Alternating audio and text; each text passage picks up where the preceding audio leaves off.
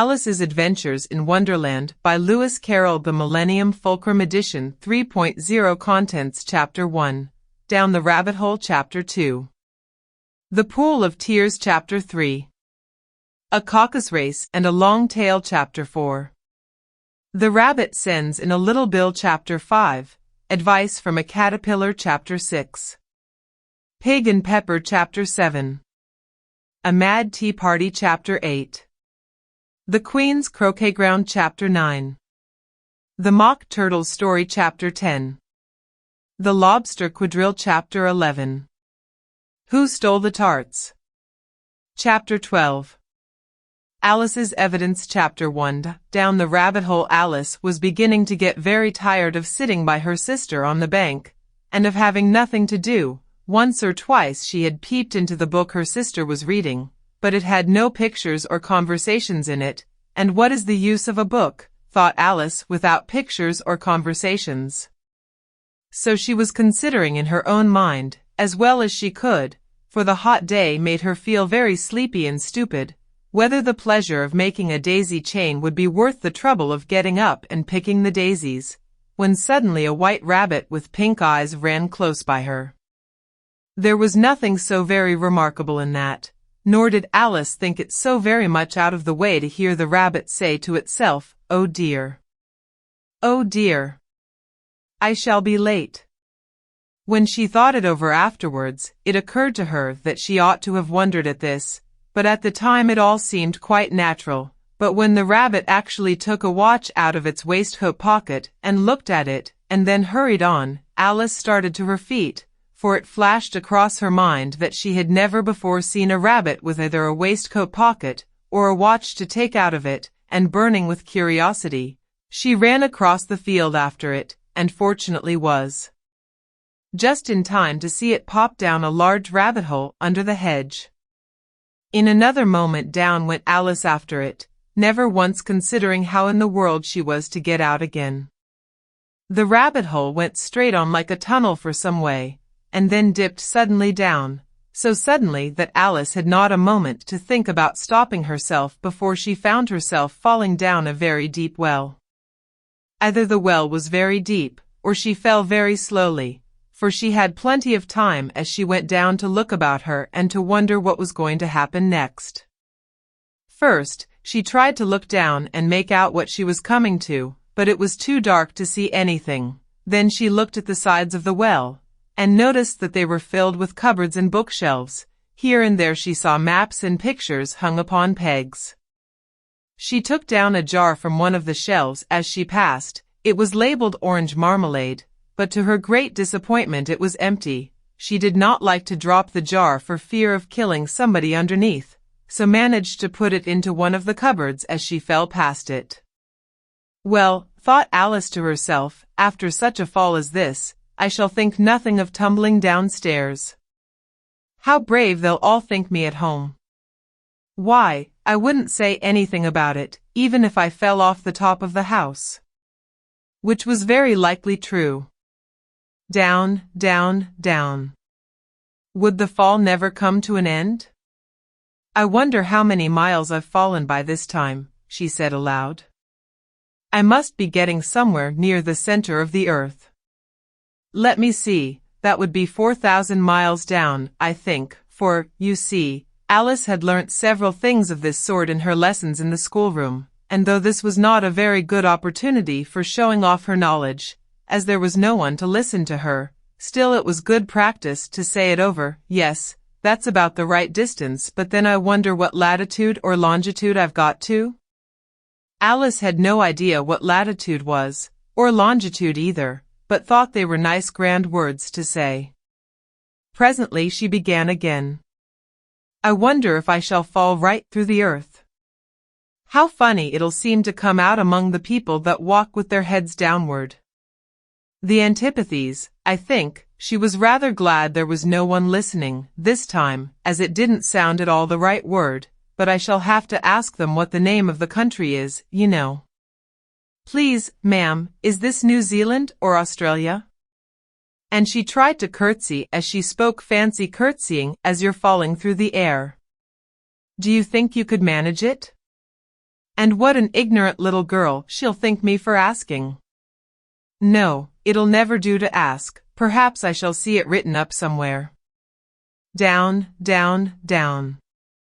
There was nothing else to do, so Alice soon began talking again.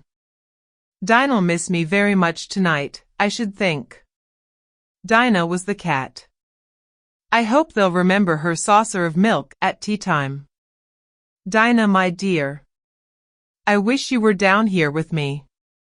There are no mice in the air, I'm afraid, but you might catch a bat, and that's very like a mouse, you know. But do cats eat bats, I wonder? And here Alice began to get rather sleepy, and went on saying to herself, in a dreamy sort of way, do cats eat bats? Do cats eat bats? And sometimes, do bats eat cats? For, you see, as she couldn't answer either question, it didn't much matter which way she put it. She felt that she was dozing off, and had just begun to dream that she was walking hand in hand with Dinah, and saying to her very earnestly, now, Dinah, tell me the truth, did you ever eat a bat? When suddenly, thump, thump. Down she came upon a heap of sticks and dry leaves, and the fall was over. Alice was not a bit hurt, and she jumped up onto her feet in a moment. She looked up, but it was all dark overhead. Before her was another long passage, and the white rabbit was still in sight, hurrying down it. There was not a moment to be lost. Away went Alice like the wind, and was just in time to hear it say, as it turned a corner, oh my ears and whiskers, how late it's getting. She was close behind it when she turned the corner, but the rabbit was no longer to be seen. She found herself in a long, low hall, which was lit up by a row of lamps hanging from the roof. There were doors all round the hall, but they were all locked, and when Alice had been all the way down one side and up the other, trying every door, she walked sadly down the middle, wondering how she was ever to get out again. Suddenly she came upon a little three-legged table, all made of solid glass. There was nothing on it except a tiny golden key, and Alice's first thought was that it might belong to one of the doors of the hall, but, alas! Either the locks were too large, or the key was too small, but at any rate it would not open any of them. However, on the second time round, she came upon a low curtain she had not noticed before, and behind it was a little door about 15 inches high. She tried the little golden key in the lock, and to her great delight it fitted. Alice opened the door and found that it led into a small passage, not much larger than a rat hole. She knelt down and looked along the passage into the loveliest garden you ever saw. How she longed to get out of that dark hall, and wander about among those beds of bright flowers and those cool fountains, but she could not even get her head through the doorway. And even if my head would go through, thought poor Alice, it would be of very little use without my shoulders. Oh, how I wish I could shut up like a telescope. I think I could, if I only knew how to begin. For, you see, so many out-of-the-way things had happened lately, that Alice had begun to think that very few things indeed were really impossible. There seemed to be no use in waiting by the little door, so she went back to the table, half hoping she might find another key on it, or at any rate a book of rules for shutting people up like telescopes. This time she found a little bottle on it, which certainly was not here before, said Alice, and round the neck of the bottle was a paper label, with the words "Drink Me," beautifully printed on it in large letters. It was all very well to say "Drink Me," but the wise little Alice was not going to do that in a hurry. No, I'll look first, she said, and see whether it's marked poison or not, for she had read several nice little histories about children who had got burnt and eaten up by wild beasts and other unpleasant things, all because they would not remember the simple rules their friends had taught them, such as, that a red-hot poker will burn you if you hold it too long, and that if you cut your finger very deeply with a knife, it usually bleeds, and she had never forgotten that, if you drink much from a bottle marked poison, it is almost certain to disagree with you, sooner or later. However, this bottle was not marked poison, so Alice ventured to taste it, and finding it very nice, it had, in fact, a sort of mixed flavor of cherry tart, custard, pineapple, roast turkey, toffee, and hot buttered toast. She very soon finished it off. "What a curious feeling," said Alice. "I must be shutting up like a telescope." And so it was indeed. She was now only 10 inches high, and her face brightened up at the thought that she was now the right size for going through the little door into that lovely garden. First, however, she waited for a few minutes to see if she was going to shrink any further. She felt a little nervous about this, for it might end, you know, said Alice to herself, in my going out altogether, like a candle. I wonder what I should be like then. And she tried to fancy what the flame of a candle is like after the candle is blown out, for she could not remember ever having seen such a thing. After a while, finding that nothing more happened, she decided on going into the garden at once, but, alas for poor Alice!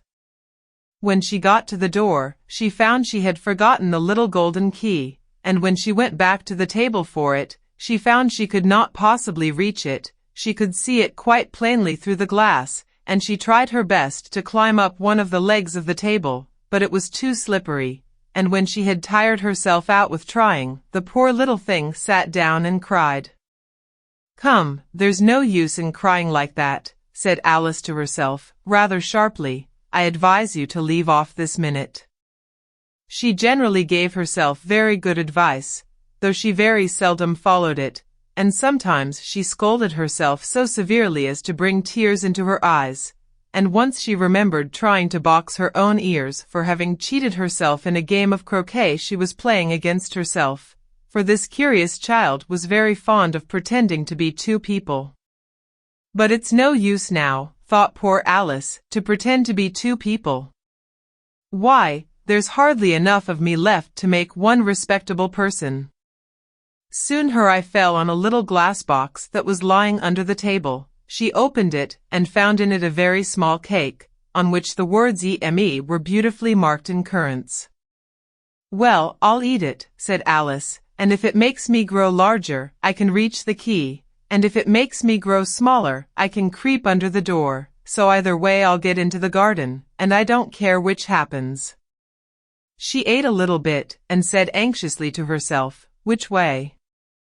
Which way?" holding her hand on the top of her head to feel which way it was growing, and she was quite surprised to find that she remained the same size. To be sure, this generally happens when one eats cake, but Alice had got so much into the way of expecting nothing but out-of-the-way things to happen, that it seemed quite dull and stupid for life to go on in the common way. So she set to work, and very soon finished off the cake. Chapter 2. "The pool of tears curiouser and curiouser," cried Alice. She was so much surprised, that for the moment she quite forgot how to speak good English. "Now I'm opening out like the largest telescope that ever was. Goodbye, feet." For when she looked down at her feet, they seemed to be almost out of sight, they were getting so far off. "Oh, my poor little feet, I wonder who will put on your shoes and stockings for you now, dears? I'm sure I shan't be able. I shall be a great deal too far off to trouble myself about you. You must manage the best way you can, but I must be kind to them," thought Alice, "or perhaps they won't walk the way I want to go. Let me see, I'll give them a new pair of boots every Christmas." And she went on planning to herself how she would manage it. "They must go by the carrier," she thought, "and how funny it'll seem, sending presents to one's own feet. And how odd the directions will look. Alice's right foot, ESQ, hearthrug, near the fender, with Alice's love. Oh dear, what nonsense I'm talking." Just then her head struck against the roof of the hall. In fact, she was now more than 9 feet high, and she at once took up the little golden key and hurried off to the garden door. Poor Alice! It was as much as she could do, lying down on one side, to look through into the garden with one eye, but to get through was more hopeless than ever. She sat down and began to cry again. "You ought to be ashamed of yourself," said Alice, "a great girl like you," she might well say this, "to go on crying in this way." Stop this moment, I tell you." But she went on all the same, shedding gallons of tears, until there was a large pool all round her, about 4 inches deep and reaching half down the hall. After a time she heard a little pattering of feet in the distance, and she hastily dried her eyes to see what was coming.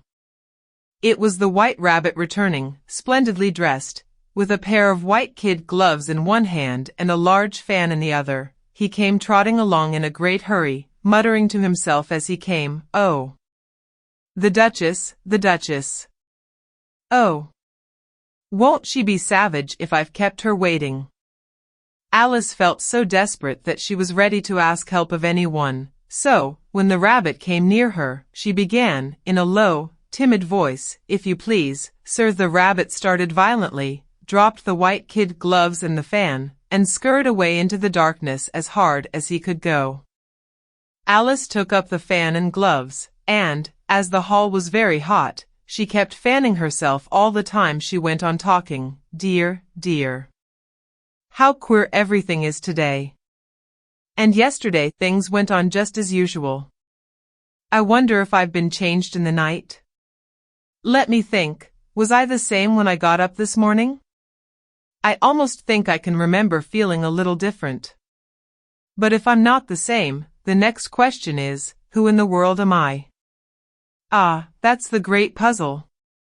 And she began thinking over all the children she knew that were of the same age as herself, to see if she could have been changed for any of them.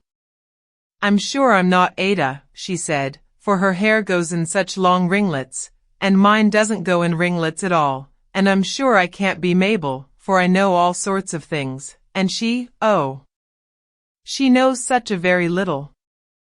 Besides, she's she, and I'm I, and oh dear, how puzzling it all is. I'll try if I know all the things I used to know.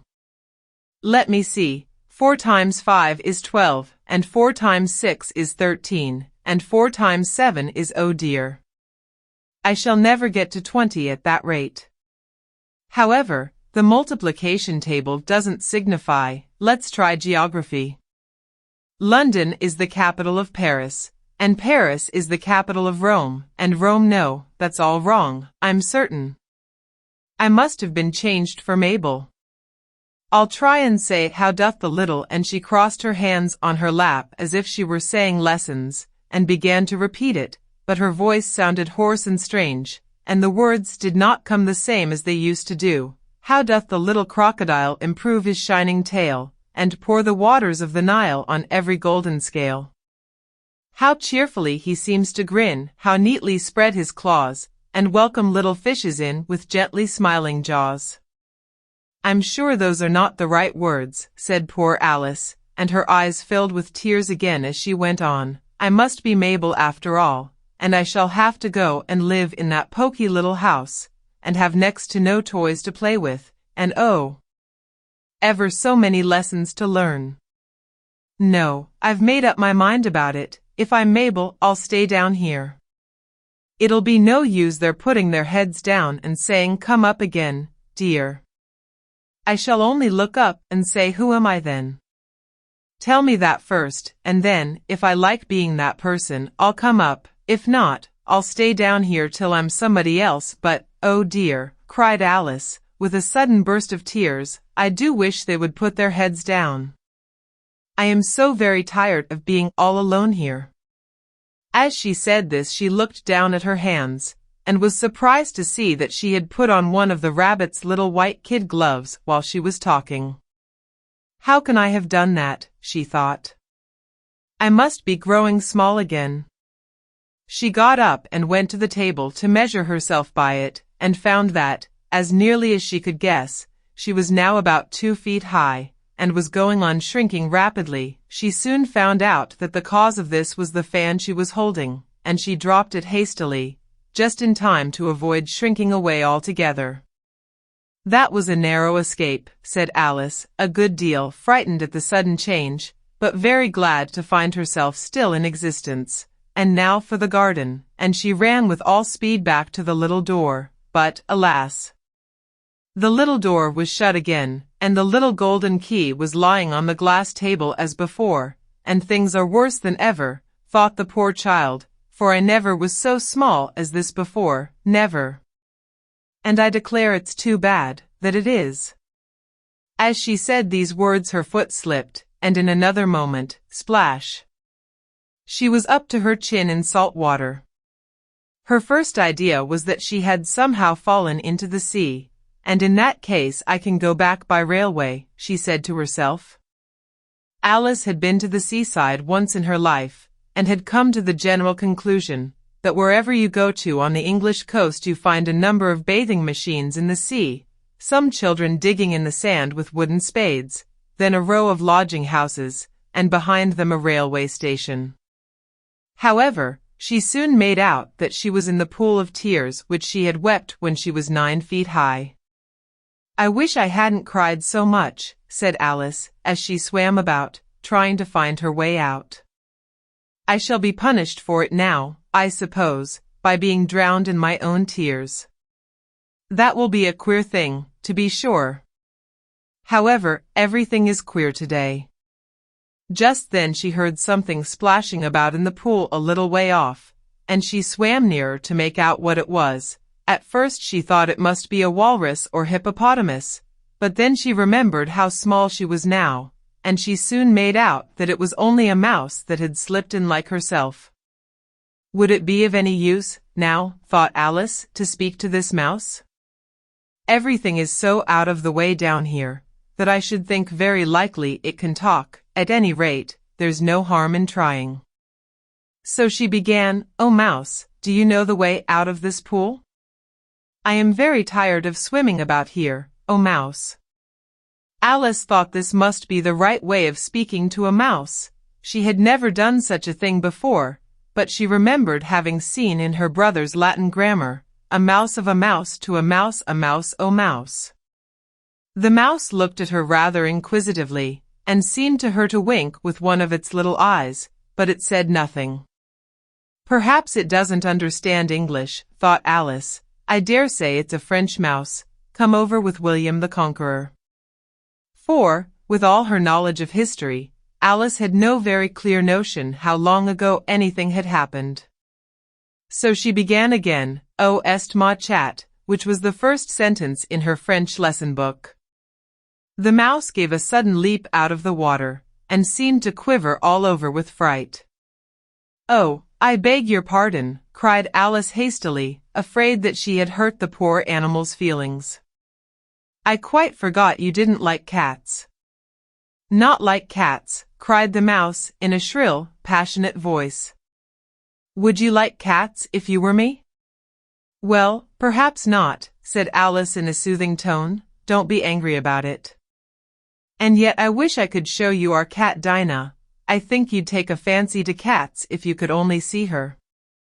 She is such a dear quiet thing," Alice went on, half to herself, as she swam lazily about in the pool, "and she sits purring so nicely by the fire, licking her paws and washing her face, and she is such a nice soft thing to nurse, and she's such a capital one for catching mice." "Oh, I beg your pardon," cried Alice again, for this time the mouse was bristling all over, and she felt certain it must be really offended.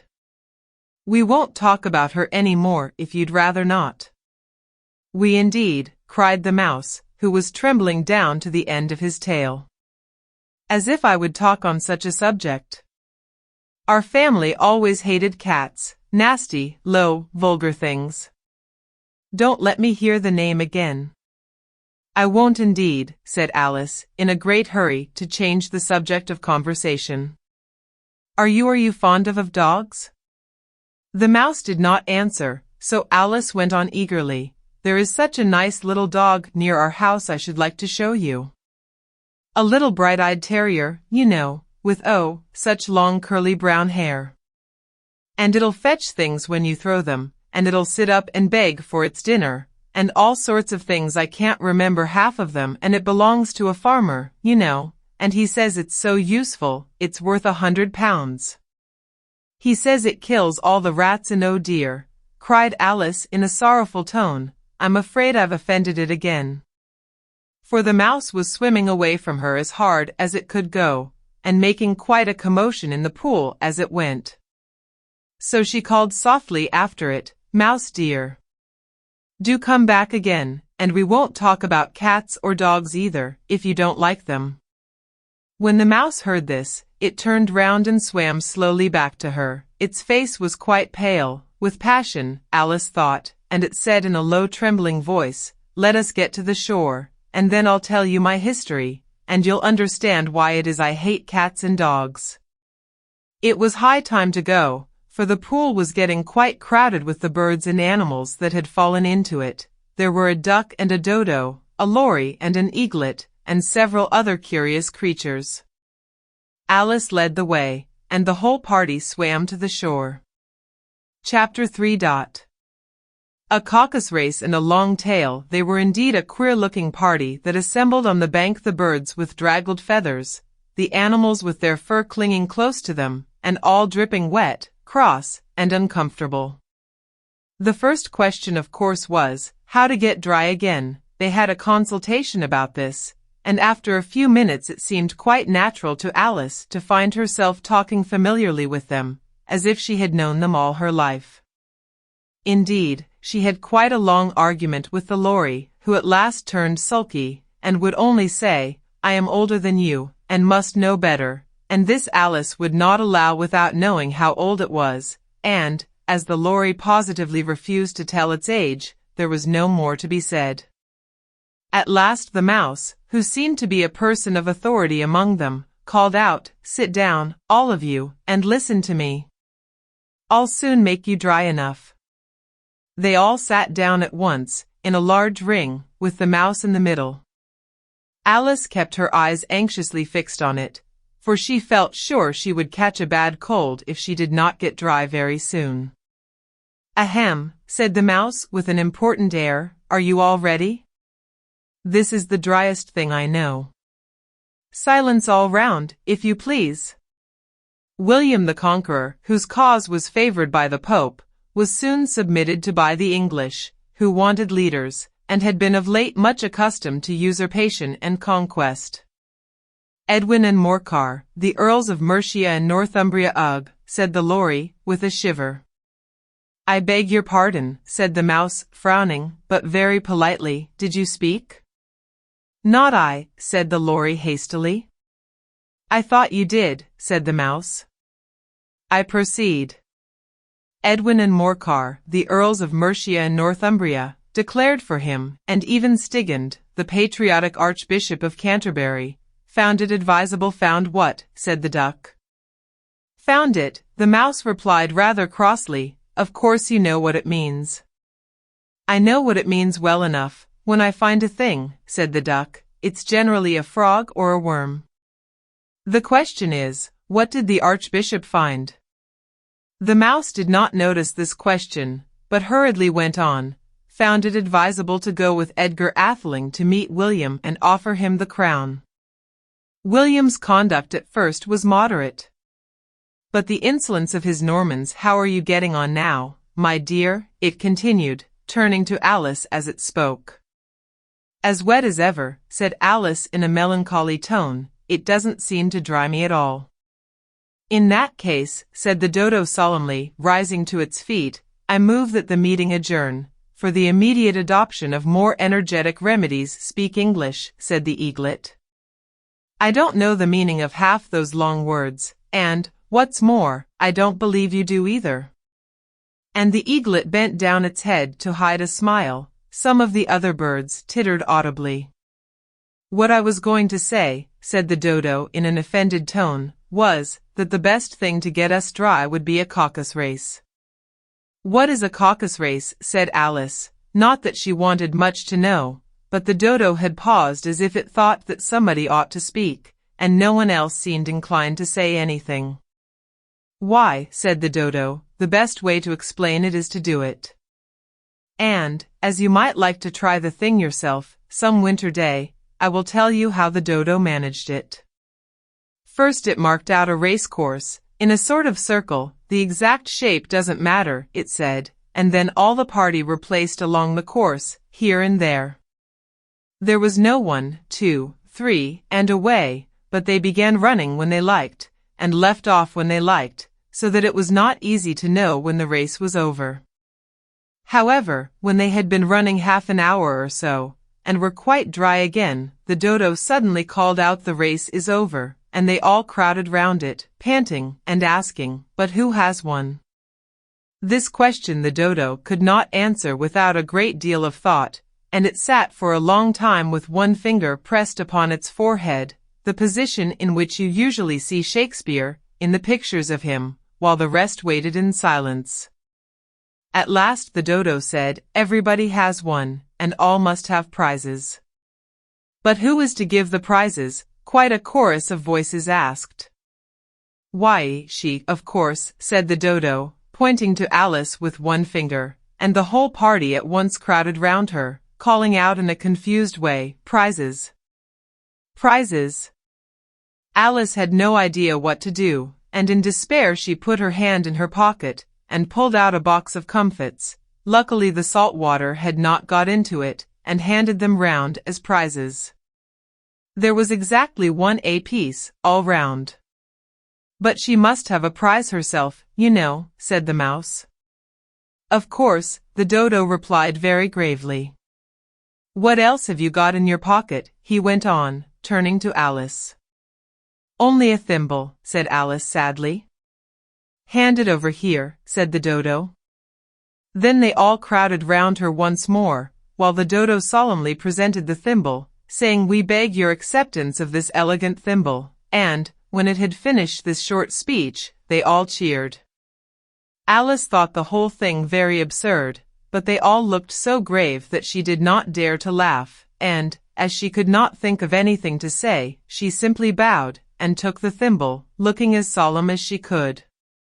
The next thing was to eat the comfits. This caused some noise and confusion, as the large birds complained that they could not taste theirs, and the small ones choked and had to be patted on the back. However, it was over at last, and they sat down again in a ring, and begged the mouse to tell them something more. "You promised to tell me your history, you know," said Alice, "and why it is you hate C and D," she added in a whisper, half afraid that it would be offended again. "Mine is a long and a sad tale," said the mouse, turning to Alice and sighing. "It is a long tale, certainly," said Alice, looking down with wonder at the mouse's tail, "but why do you call it sad?" And she kept on puzzling about it while the mouse was speaking, so that her idea of the tale was something like this: Fury said to a mouse that he met in the house, "Let us both go to law, I will prosecute you. Come, I'll take no denial, we must have a trial, for really this morning I've nothing to do." Said the mouse to the cur, "Such a trial, dear sir, with no jury or judge, would be wasting our breath." "I'll be judge, I'll be jury," said cunning old Fury. "I'll try the whole cause, and condemn you to death." "You are not attending," said the mouse to Alice severely. "What are you thinking of?" "I beg your pardon," said Alice very humbly. "You had got to the fifth bend, I think?" "I had not," cried the mouse, sharply and very angrily. "A knot," said Alice, always ready to make herself useful, and looking anxiously about her. "Oh, do let me help to undo it." "I shall do nothing of the sort," said the mouse, getting up and walking away. "You insult me by talking such nonsense." "I didn't mean it," pleaded poor Alice. "But you're so easily offended, you know." The mouse only growled in reply. "Please come back and finish your story." Alice called after it, and the others all joined in chorus, "Yes, please do," but the mouse only shook its head impatiently, and walked a little quicker. "What a pity it wouldn't stay," sighed the lorry, as soon as it was quite out of sight, and an old crab took the opportunity of saying to her daughter, "Ah, my dear, let this be a lesson to you never to lose your temper." "Hold your tongue, ma," said the young crab, a little snappishly. "You're enough to try the patience of an oyster." "I wish I had our Dinah here, I know I do," said Alice aloud, addressing nobody in particular. "She'd soon fetch it back." "And who is Dinah, if I might venture to ask the question?" said the lorry. Alice replied eagerly, for she was always ready to talk about her pet, Dinah's our cat. And she's such a capital one for catching mice you can't think. And oh, I wish you could see her after the birds. Why, she'll eat a little bird as soon as look at it. This speech caused a remarkable sensation among the party. Some of the birds hurried off at once. One old magpie began wrapping itself up very carefully, remarking, "I really must be getting home. The night air doesn't suit my throat," and a canary called out in a trembling voice to its children, "Come away, my dears. It's high time you were all in bed." On various pretexts they all moved off, and Alice was soon left alone. "I wish I hadn't mentioned Dinah," she said to herself in a melancholy tone. "Nobody seems to like her, down here, and I'm sure she's the best cat in the world. Oh, my dear Dinah. I wonder if I shall ever see you any more." And here poor Alice began to cry again, for she felt very lonely and low-spirited. In a little while, however, she again heard a little pattering of footsteps in the distance, and she looked up eagerly, half hoping that the mouse had changed his mind, and was coming back to finish his story. Chapter 4. The rabbit sends in a little bill. It was the white rabbit, trotting slowly back again, and looking anxiously about as it went, as if it had lost something, and she heard it muttering to itself, "The Duchess. The Duchess. Oh my dear paws.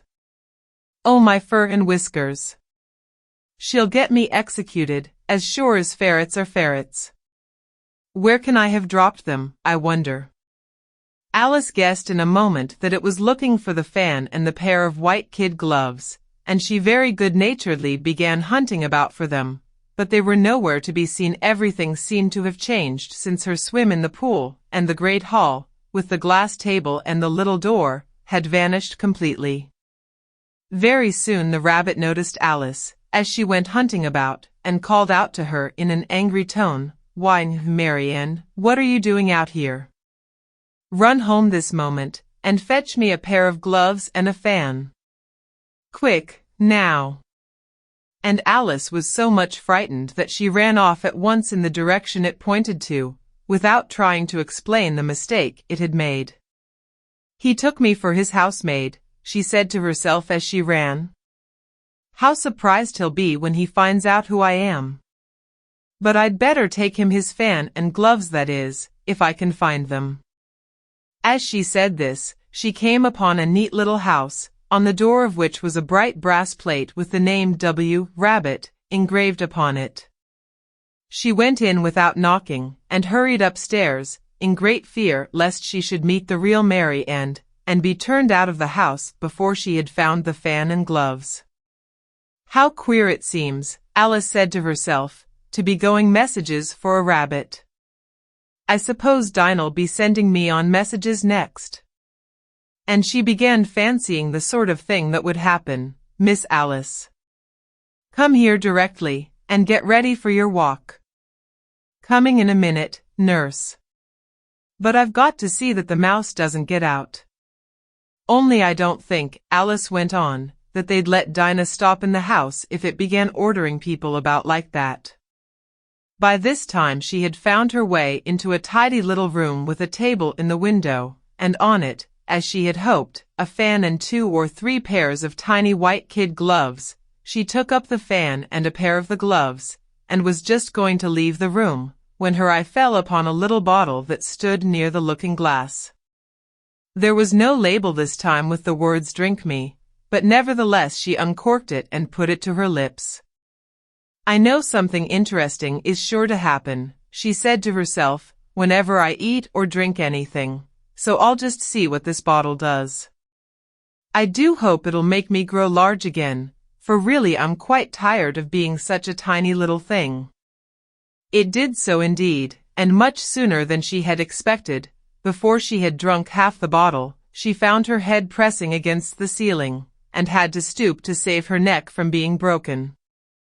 She hastily put down the bottle, saying to herself, "That's quite enough. I hope I shan't grow any more as it is," I can't get out at the door. I do wish I hadn't drunk quite so much. Alas! It was too late to wish that. She went on growing, and very soon had to kneel down on the floor. In another minute there was not even room for this, and she tried the effect of lying down with one elbow against the door, and the other arm curled round her head. Still she went on growing, and, as a last resource, she put one arm out of the window, and one foot up the chimney, and said to herself, now I can do no more, whatever happens. What will become of me? Luckily for Alice, the little magic bottle had now had its full effect, and she grew no larger. Still it was very uncomfortable, and, as there seemed to be no sort of chance of her ever getting out of the room again, no wonder she felt unhappy. It was much pleasanter at home, thought poor Alice, when one wasn't always growing larger and smaller, and being ordered about by mice and rabbits. I almost wish I hadn't gone down that rabbit hole, and yet it's rather curious, you know, this sort of life. I do wonder what can have happened to me. When I used to read fairy tales, I fancied that kind of thing never happened, and now here I am in the middle of one. There ought to be a book written about me, that there ought. And when I grow up, I'll write one, but I'm grown up now, she added in a sorrowful tone. At least there's no room to grow up any more here. But then, thought Alice, shall I never get any older than I am now? That'll be a comfort, one way never to be an old woman, but then always to have lessons to learn. Oh, I shouldn't like that. Oh, you foolish Alice, she answered herself. How can you learn lessons in here? Why, there's hardly room for you, and no room at all for any lesson books. And so she went on, taking first one side and then the other, and making quite a conversation of it altogether, but after a few minutes she heard a voice outside, and stopped to listen. Mary Ann, said the voice. Fetch me my gloves this moment. Then came a little pattering of feet on the stairs. Alice knew it was the rabbit coming to look for her, and she trembled till she shook the house, quite forgetting that she was now about 1,000 times as large as the rabbit, and had no reason to be afraid of it. Presently the rabbit came up to the door, and tried to open it, but, as the door opened inwards, and Alice's elbow was pressed hard against it, that attempt proved a failure. Alice heard it say to itself, then I'll go round and get in at the window. That you won't, thought Alice, and, after waiting till she fancied she heard the rabbit just under the window, she suddenly spread out her hand, and made a snatch in the air. She did not get hold of anything, but she heard a little shriek and a fall, and a crash of broken glass, from which she concluded that it was just possible it had fallen into a cucumber frame, or something of the sort. Next came an angry voice, the rabbit's pat. Pat. Where are you? And then a voice she had never heard before, sure then I'm here.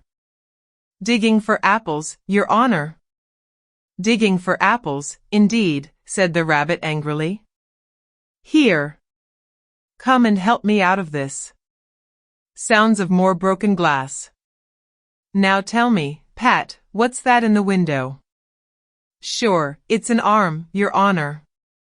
He pronounced it arum. An arm, you goose. Whoever saw one that size? Why, it fills the whole window. Sure, it does, Your Honor, but it's an arm for all that.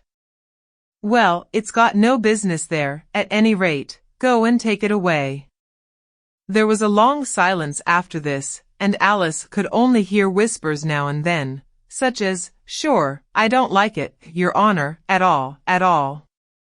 Do as I tell you, you coward, and at last she spread out her hand again, and made another snatch in the air.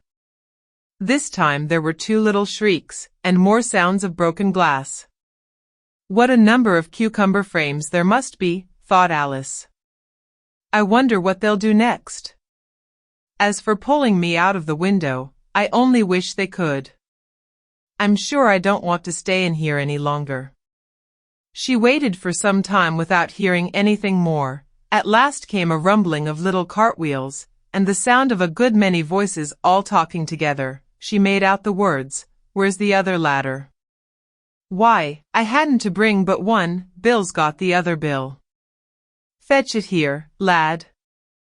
"Here, put 'em up at this corner no, tie 'em together first they don't reach half high enough yet oh." "They'll do well enough, don't be particular here, Bill." "Catch hold of this rope will the roof bear?" "Mind that loose slate oh, it's coming down." "Heads below." A loud crash. Now, who did that? "It was Bill, I fancy who's to go down the chimney." "Nay, I shan't." "You do it." "That I won't then." "Bill's to go down here, Bill." "The master says you're to go down the chimney." "Oh. So Bill's got to come down the chimney, has he?" said Alice to herself. "Shy, they seem to put everything upon Bill. I wouldn't be in Bill's place for a good deal. This fireplace is narrow, to be sure, but I think I can kick a little." She drew her foot as far down the chimney as she could, and waited till she heard a little animal, she couldn't guess of what sort it was, scratching and scrambling about in the chimney close above her. Then, saying to herself this is Bill, she gave one sharp kick, and waited to see what would happen next.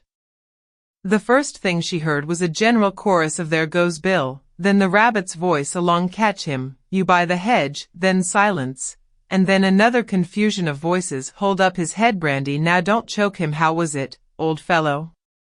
What happened to you? Tell us all about it." Last came a little feeble, squeaking voice, "That's Bill," thought Alice. "Well, I hardly know no more, thank ye. I'm better now, but I'm a deal too flustered to tell you all I know is, something comes at me like a jack-in-the-box, and up I goes like a skyrocket." "So you did, old fellow," said the others. "We must burn the house down," said the rabbit's voice, and Alice called out as loud as she could, "If you do, I'll set Dinah at you." There was a dead silence instantly, and Alice thought to herself, "I wonder what they will do next. If they had any sense, they'd take the roof off." After a minute or two, they began moving about again, and Alice heard the rabbit say, "A barrowful will do, to begin with." A barrowful of what, thought Alice, but she had not long to doubt, for the next moment a shower of little pebbles came rattling in at the window, and some of them hit her in the face. "I'll put a stop to this," she said to herself, and shouted out, "You'd better not do that again," which produced another dead silence.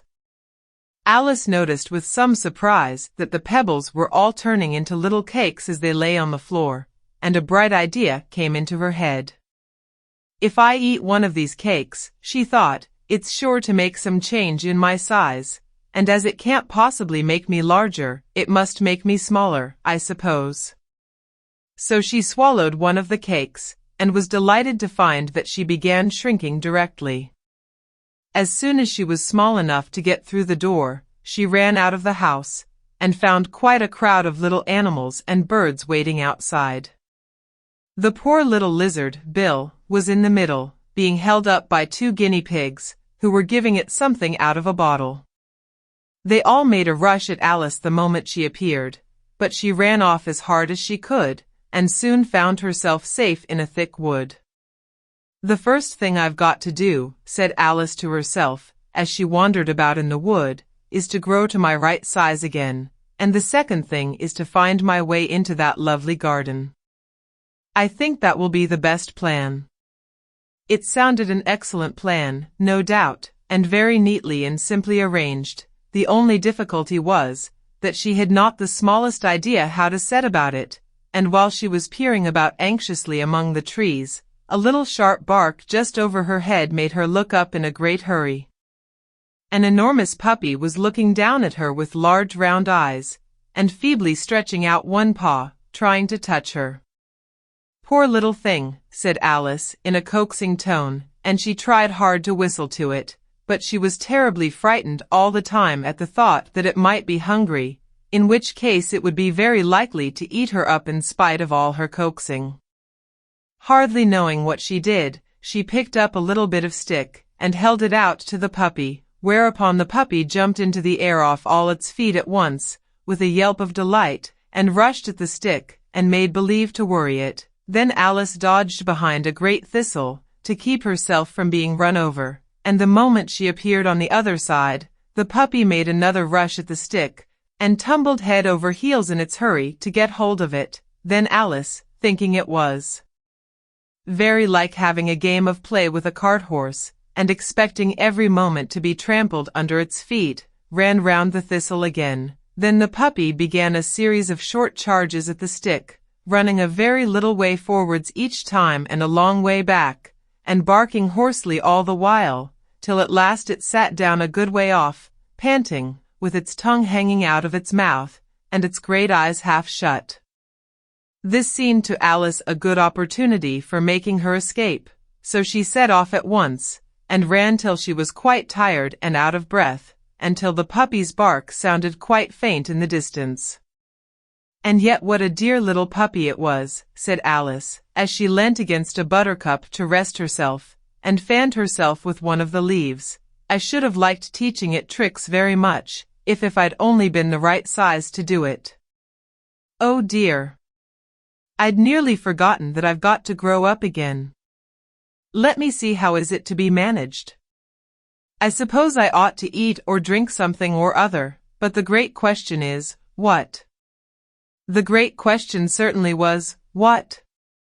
Alice looked all round her at the flowers and the blades of grass, but she did not see anything that looked like the right thing to eat or drink under the circumstances.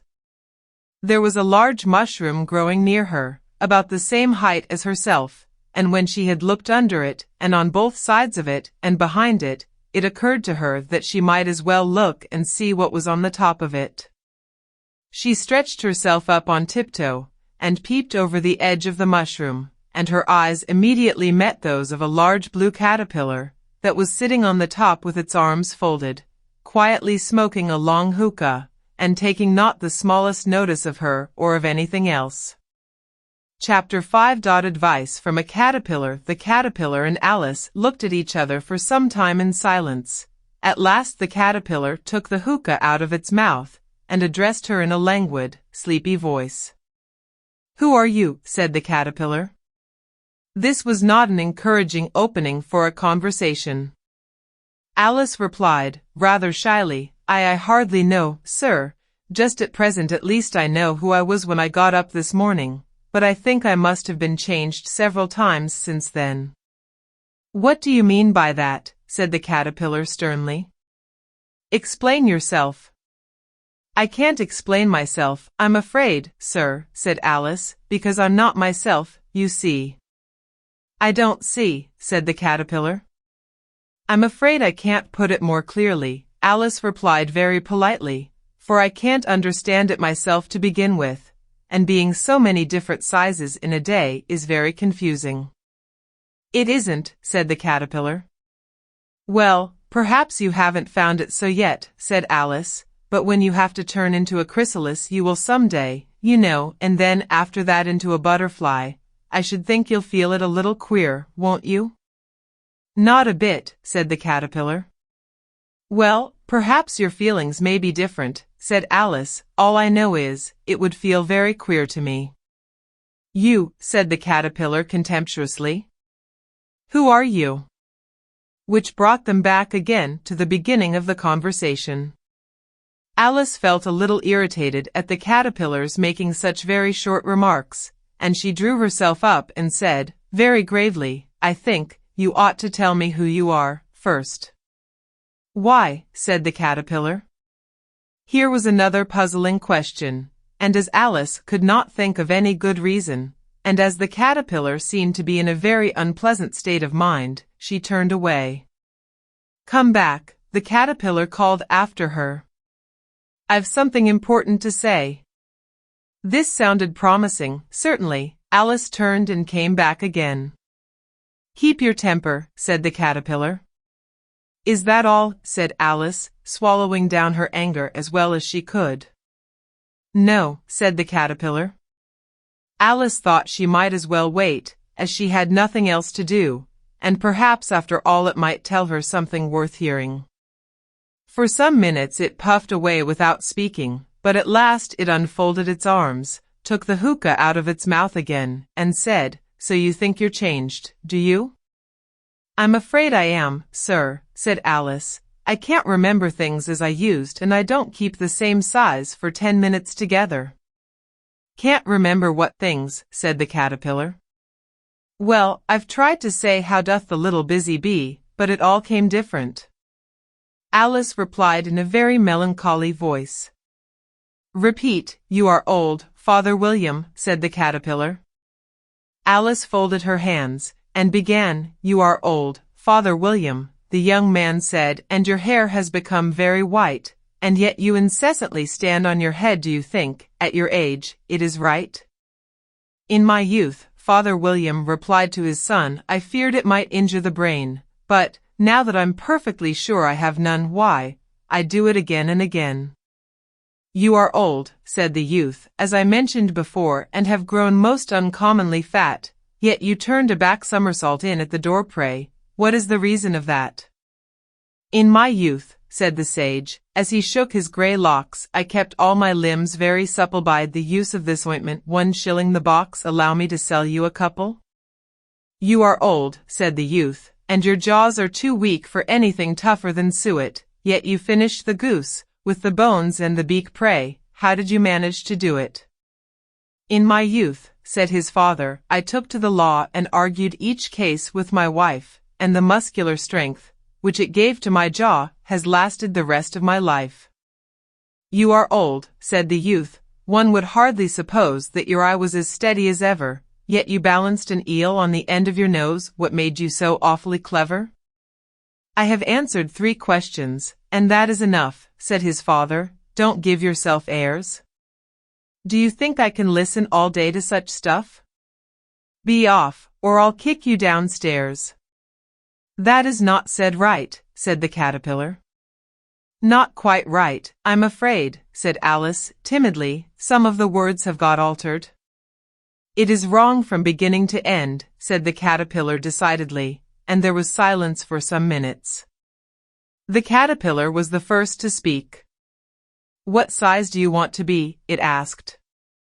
"Oh, I'm not particular as to size," Alice hastily replied. "Only one doesn't like changing so often, you know."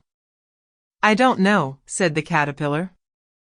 Alice said nothing. She had never been so much contradicted in her life before, and she felt that she was losing her temper. "Are you content now?" said the caterpillar. "Well, I should like to be a little larger, sir, if you wouldn't mind," said Alice. 3 inches is such a wretched height to be." "It is a very good height indeed," said the caterpillar angrily, rearing itself upright as it spoke. It was exactly 3 inches high. "But I'm not used to it," pleaded poor Alice in a piteous tone. And she thought of herself, "I wish the creatures wouldn't be so easily offended." "You'll get used to it in time," said the caterpillar, and it put the hookah into its mouth and began smoking again. This time Alice waited patiently until it chose to speak again. In a minute or two the caterpillar took the hookah out of its mouth and yawned once or twice, and shook itself. Then it got down off the mushroom, and crawled away in the grass, merely remarking as it went, "One side will make you grow taller, and the other side will make you grow shorter." "One side of what?" "The other side of what?" thought Alice to herself. "Of the mushroom," said the caterpillar, just as if she had asked it aloud, and in another moment it was out of sight. Alice remained looking thoughtfully at the mushroom for a minute, trying to make out which were the 2 sides of it, and as it was perfectly round, she found this a very difficult question. However, at last she stretched her arms round it as far as they would go, and broke off a bit of the edge with each hand. "And now which is which?" she said to herself, and nibbled a little of the right-hand bit to try the effect. The next moment she felt a violent blow underneath her chin. It had struck her foot. She was a good deal frightened by this very sudden change, but she felt that there was no time to be lost, as she was shrinking rapidly, so she set to work at once to eat some of the other bit. Her chin was pressed so closely against her foot that there was hardly room to open her mouth, but she did it at last, and managed to swallow a morsel of the left-hand bit. "Come, my head's free at last," said Alice in a tone of delight, which changed into alarm in another moment, when she found that her shoulders were nowhere to be found. All she could see, when she looked down, was an immense length of neck, which seemed to rise like a stalk out of a sea of green leaves that lay far below her. "What can all that green stuff be?" said Alice. "And where have my shoulders got to? And oh, my poor hands, how is it I can't see you?" She was moving them about as she spoke, but no result seemed to follow, except a little shaking among the distant green leaves. As there seemed to be no chance of getting her hands up to her head, she tried to get her head down to them, and was delighted to find that her neck would bend about easily in any direction, like a serpent. She had just succeeded in curving it down into a graceful zigzag, and was going to dive in among the leaves, which she found to be nothing but the tops of the trees under which she had been wandering, when a sharp hiss made her draw back in a hurry. A large pigeon had flown into her face, and was beating her violently with its wings. "Serpent!" screamed the pigeon. "I'm not a serpent," said Alice indignantly. "Let me alone." "Serpent, I say again," repeated the pigeon, but in a more subdued tone, and added with a kind of sob, "I've tried every way, and nothing seems to suit them." "I haven't the least idea what you're talking about," said Alice. "I've tried the roots of trees, and I've tried banks, and I've tried hedges," the pigeon went on, without attending to her, "but those serpents, there's no pleasing them." Alice was more and more puzzled, but she thought there was no use in saying anything more till the pigeon had finished. "As if it wasn't trouble enough hatching the eggs," said the pigeon, "but I must be on the lookout for serpents night and day. Why, I haven't had a wink of sleep these 3 weeks." "I'm very sorry you've been annoyed," said Alice, who was beginning to see its meaning. "And just as I'd taken the highest tree in the wood," continued the pigeon, raising its voice to a shriek, "and just as I was thinking I should be free of them at last, they must needs come wriggling down from the sky. Ugh, serpent!" "But I'm not a serpent, I tell you," said Alice. I'm a well." "What are you?" said the pigeon. "I can see you're trying to invent something." I'm a little girl," said Alice, rather doubtfully, as she remembered the number of changes she had gone through that day.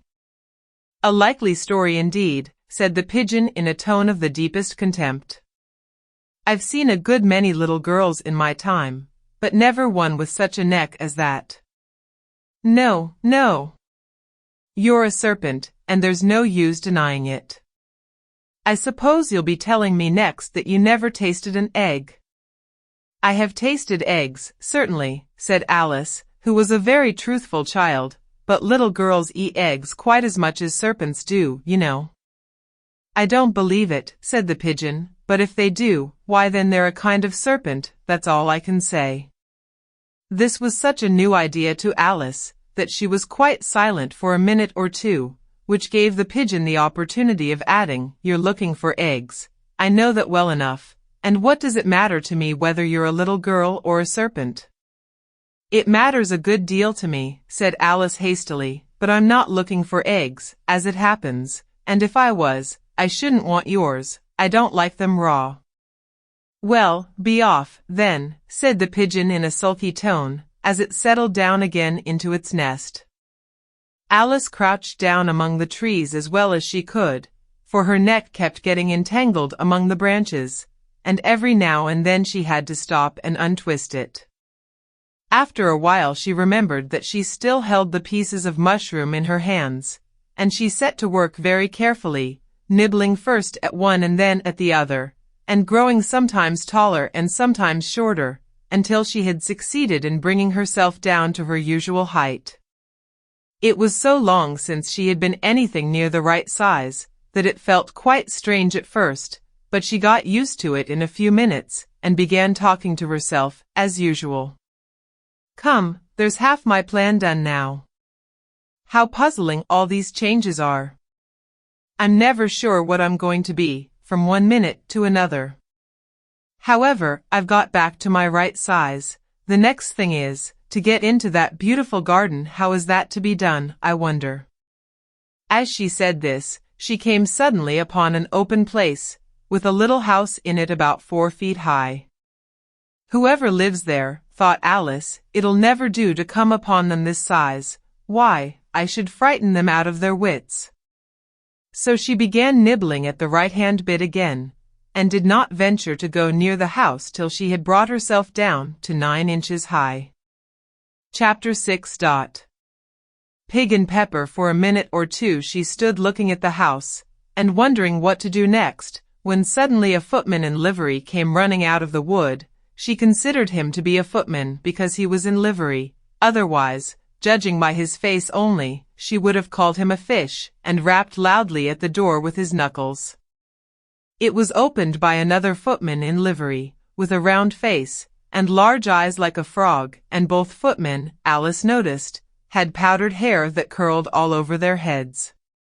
She felt very curious to know what it was all about, and crept a little way out of the wood to listen. The fish footman began by producing from under his arm a great letter, nearly as large as himself, and this he handed over to the other, saying, in a solemn tone, for the Duchess. An invitation from the Queen to play croquet. The frog footman repeated, in the same solemn tone, only changing the order of the words a little, from the Queen. An invitation for the Duchess to play croquet. Then they both bowed low, and their curls got entangled together. Alice laughed so much at this, that she had to run back into the wood for fear of their hearing her, and when she next peeped out the fish footman was gone, and the other was sitting on the ground near the door, staring stupidly up into the sky. Alice went timidly up to the door, and knocked. There's no sort of use in knocking, said the footman, and that for 2 reasons.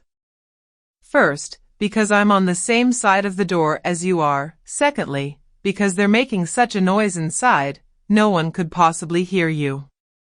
And certainly there was a most extraordinary noise going on within, a constant howling and sneezing, and every now and then a great crash, as if a dish or kettle had been broken to pieces. Please, then, said Alice, how am I to get in? There might be some sense in your knocking, the footman went on without attending to her, if we had the door between us. For instance, if you were inside, you might knock, and I could let you out, you know. He was looking up into the sky all the time he was speaking, and this Alice thought decidedly uncivil. But perhaps he can't help it, she said to herself, his eyes are so very nearly at the top of his head. But at any rate he might answer questions.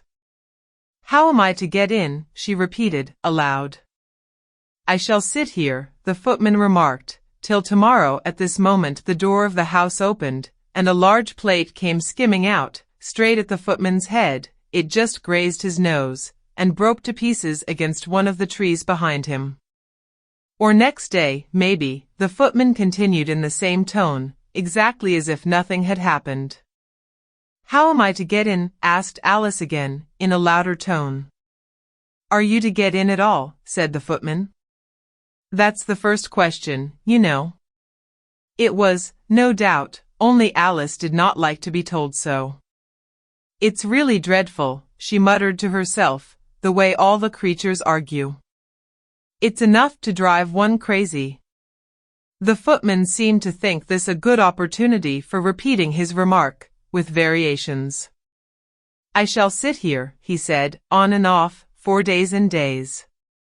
But what am I to do? Said Alice. Anything you like, said the footman, and began whistling. Oh, there's no use in talking to him, said Alice desperately, he's perfectly idiotic. And she opened the door and went in. The door led right into a large kitchen, which was full of smoke from one end to the other. The Duchess was sitting on a 3-legged stool in the middle, nursing a baby. the cook was leaning over the fire, stirring a large cauldron which seemed to be full of soup. "There's certainly too much pepper in that soup," Alice said to herself, as well as she could for sneezing. There was certainly too much of it in the air. Even the Duchess sneezed occasionally, and as for the baby, it was sneezing and howling alternately without a moment's pause. The only things in the kitchen that did not sneeze were the cook and a large cat which was sitting on the hearth and grinning from ear to ear. "Please would you tell me," said Alice, a little timidly, for she was not quite sure whether it was good manners for her to speak first, "why your cat grins like that?" "It's a Cheshire cat," said the Duchess, "and that's why." "Pig." She said the last word with such sudden violence that Alice quite jumped, but she saw in another moment that it was addressed to the baby, and not to her, so she took courage, and went on again, "I didn't know that Cheshire cats always grinned. In fact, I didn't know that cats could grin." "They all can," said the Duchess, "and most of 'em do." "I don't know of any that do," Alice said very politely, feeling quite pleased to have got into a conversation. "You don't know much," said the Duchess, "and that's a fact." Alice did not at all like the tone of this remark, and thought it would be as well to introduce some other subject of conversation. While she was trying to fix on one, the cook took the cauldron of soup off the fire, and at once set to work throwing everything within her reach at the Duchess and the baby. The fire irons came first, then followed a shower of saucepans, plates, and dishes.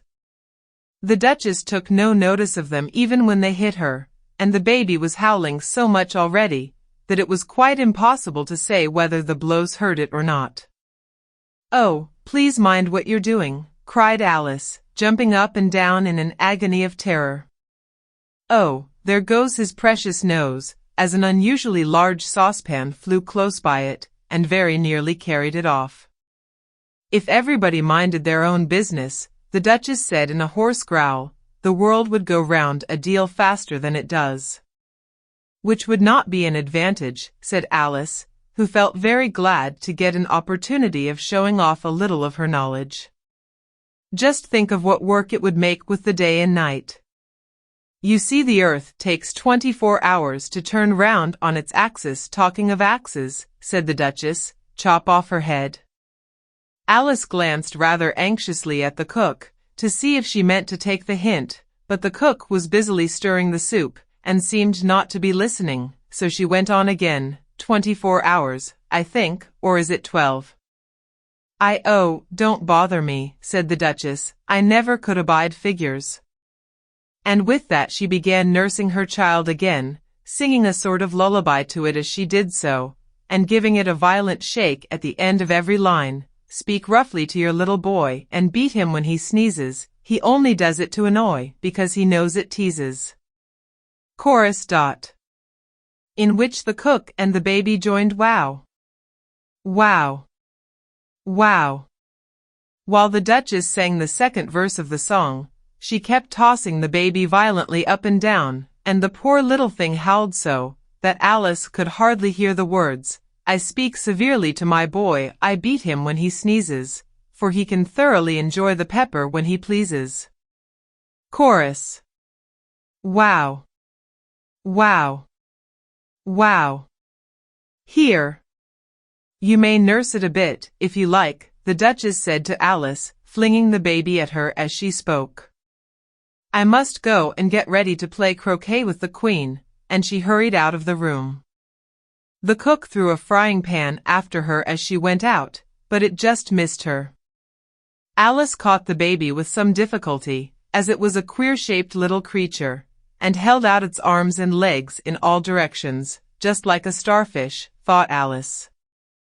The poor little thing was snorting like a steam engine when she caught it, and kept doubling itself up and straightening itself out again, so that altogether, for the first minute or two, it was as much as she could do to hold it.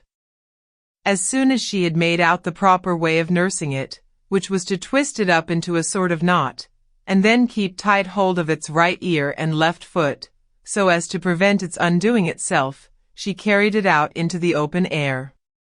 If I don't take this child away with me, thought Alice, they're sure to kill it in a day or two. Wouldn't it be murder to leave it behind? She said the last words out loud, and the little thing grunted in reply. It had left off sneezing by this time. Don't grunt, said Alice. That's not at all a proper way of expressing yourself. The baby grunted again, and Alice looked very anxiously into its face to see what was the matter with it. There could be no doubt that it had a very turn-up nose, much more like a snout than a real nose. Also its eyes were getting extremely small for a baby. Altogether Alice did not like the look of the thing at all. But perhaps it was only sobbing, she thought, and looked into its eyes again, to see if there were any tears. No, there were no tears. If you're going to turn into a pig, my dear, said Alice seriously, I'll have nothing more to do with you. Mind now. The poor little thing sobbed again, or grunted, it was impossible to say which, and they went on for some while in silence. Alice was just beginning to think to herself, now, what am I to do with this creature when I get it home, when it grunted again, so violently, that she looked down into its face in some alarm. This time there could be no mistake about it. It was neither more nor less than a pig, and she felt that it would be quite absurd for her to carry it further. So she set the little creature down, and felt quite relieved to see it trot away quietly into the wood. If it had grown up, she said to herself, it would have made a dreadfully ugly child, but it makes rather a handsome pig, I think. And she began thinking over other children she knew, who might do very well as pigs, and was just saying to herself, if one only knew the right way to change them, when she was a little startled by seeing the Cheshire Cat sitting on a bough of a tree a few yards off. The cat only grinned when it saw Alice. It looked good-natured, she thought, still it had very long claws and a great many teeth, so she felt that it ought to be treated with respect. Cheshire Puss, she began, rather timidly, as she did not at all know whether it would like the name. However, it only grinned a little wider. Come, it's pleased so far, thought Alice, and she went on. Would you tell me, please, which way I ought to go from here? That depends a good deal on where you want to get to, said the cat. I don't much care where, said Alice. Then it doesn't matter which way you go, said the cat. So long as I get somewhere, Alice added as an explanation. Oh, you're sure to do that, said the cat, if you only walk long enough. Alice felt that this could not be denied, so she tried another question. What sort of people live about here? In that direction, the cat said, waving its right paw round, lives a hatter, and in that direction, waving the other paw, lives a March hare. Visit either you like, they're both mad. But I don't want to go among mad people, Alice remarked. Oh, you can't help that, said the cat, we're all mad here. I'm mad. You're mad. How do you know I'm mad, said Alice. You must be, said the cat, or you wouldn't have come here. Alice didn't think that proved it at all. However, she went on, and how do you know that you're mad? To begin with, said the cat, a dog's not mad. You grant that? I suppose so, said Alice. Well, then, the cat went on, you see, a dog growls when it's angry, and wags its tail when it's pleased. Now I growl when I'm pleased, and wag my tail when I'm angry. Therefore I'm mad. I call it purring, not growling, said Alice. Call it what you like, said the cat. Do you play croquet with the Queen today? I should like it very much, said Alice, but I haven't been invited yet. You'll see me there, said the cat, and vanished. Alice was not much surprised at this. She was getting so used to queer things happening. While she was looking at the place where it had been, it suddenly appeared again. By the by, what became of the baby? Said the cat. I'd nearly forgotten to ask. It turned into a pig, Alice quietly said, just as if it had come back in a natural way. I thought it would, said the cat, and vanished again. Alice waited a little, half expecting to see it again, but it did not appear, and after a minute or two she walked on in the direction in which the March Hare was said to live. I've seen hatters before, she said to herself. The March Hare will be much the most interesting, and perhaps as this is May it won't be raving mad, at least not so mad as it was in March. As she said this, she looked up, and there was the cat again, sitting on a branch of a tree. Did you say pig, or fig? Said the cat. I said pig, replied Alice, and I wish you wouldn't keep appearing and vanishing so suddenly, you make one quite giddy. All right, said the cat, and this time it vanished quite slowly, beginning with the end of the tail, and ending with the grin, which remained some time after the rest of it had gone. Well, I've often seen a cat without a grin, thought Alice, but a grin without a cat. It's the most curious thing I ever saw in my life. She had not gone much farther before she came in sight of the house of the March Hare. She thought it must be the right house, because the chimneys were shaped like ears and the roof was thatched with fur. It was so large a house that she did not like to go nearer till she had nibbled some more of the left-hand bit of mushroom, and raised herself to about 2 feet high. Even then she walked up towards it rather timidly, saying to herself, suppose it should be raving mad after all. I almost wish I'd gone to see the Hatter instead. Chapter 7. A mad tea party. There was a table set out under a tree in front of the house, and the March Hare and the Hatter were having tea at it. A dormouse was sitting between them, fast asleep, and the other two were using it as a cushion, resting their elbows on it, and talking over its head. Very uncomfortable for the dormouse, thought Alice, only, as it's asleep, I suppose it doesn't mind. The table was a large one, but the three were all crowded together at one corner of it. No room. No room, they cried out when they saw Alice coming. There's plenty of room, said Alice indignantly, and she sat down in a large armchair at one end of the table. Have some wine, the March Hare said in an encouraging tone. Alice looked all round the table, but there was nothing on it but tea. I don't see any wine, she remarked. There isn't any, said the March Hare. Then it wasn't very civil of you to offer it, said Alice angrily. It wasn't very civil of you to sit down without being invited, said the March Hare. I didn't know it was your table, said Alice. It's laid for a great many more than 3. Your hair wants cutting, said the Hatter. He had been looking at Alice for some time with great curiosity, and this was his first speech. You should learn not to make personal remarks, Alice said with some severity. It's very rude. The Hatter opened his eyes very wide on hearing this, but all he said was, Why is a raven like a writing desk? Come, we shall have some fun now, thought Alice. I'm glad they've begun asking riddles. I believe I can guess that, she added aloud.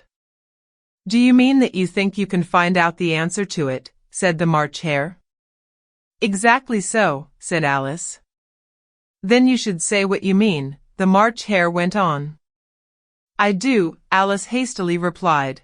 At least I mean what I say, that's the same thing, you know. Not the same thing a bit, said the Hatter. You might just as well say that I see what I eat is the same thing as I eat what I see. You might just as well say, added the March Hare, that I like what I get is the same thing as I get what I like. You might just as well say, added the Dormouse, who seemed to be talking in his sleep, that I breathe when I sleep is the same thing as I sleep when I breathe. It is the same thing with you, said the Hatter, and here the conversation dropped, and the party sat silent for a minute, while Alice thought over all she could remember about ravens and writing desks, which wasn't much. The Hatter was the first to break the silence. What day of the month is it? He said, turning to Alice. He had taken his watch out of his pocket, and was looking at it uneasily, shaking it every now and then, and holding it to his ear. Alice considered a little, and then said the 4th. 2 days wrong, sighed the Hatter. I told you butter wouldn't suit the works, he added, looking angrily at the March Hare. It was the best butter, the March Hare meekly replied. Yes, but some crumbs must have got in as well, the Hatter grumbled. You shouldn't have put it in with the bread knife. The March Hare took the watch and looked at it gloomily, then he dipped it into his cup of tea, and looked at it again, but he could think of nothing better to say than his first remark. It was the best butter, you know. Alice had been looking over his shoulder with some curiosity. What a funny watch, she remarked. It tells the day of the month, and doesn't tell what o'clock it is. Why should it? Muttered the Hatter. Does your watch tell you what year it is? Of course not, Alice replied very readily, but that's because it stays the same year for such a long time together. Which is just the case with mine, said the Hatter. Alice felt dreadfully puzzled.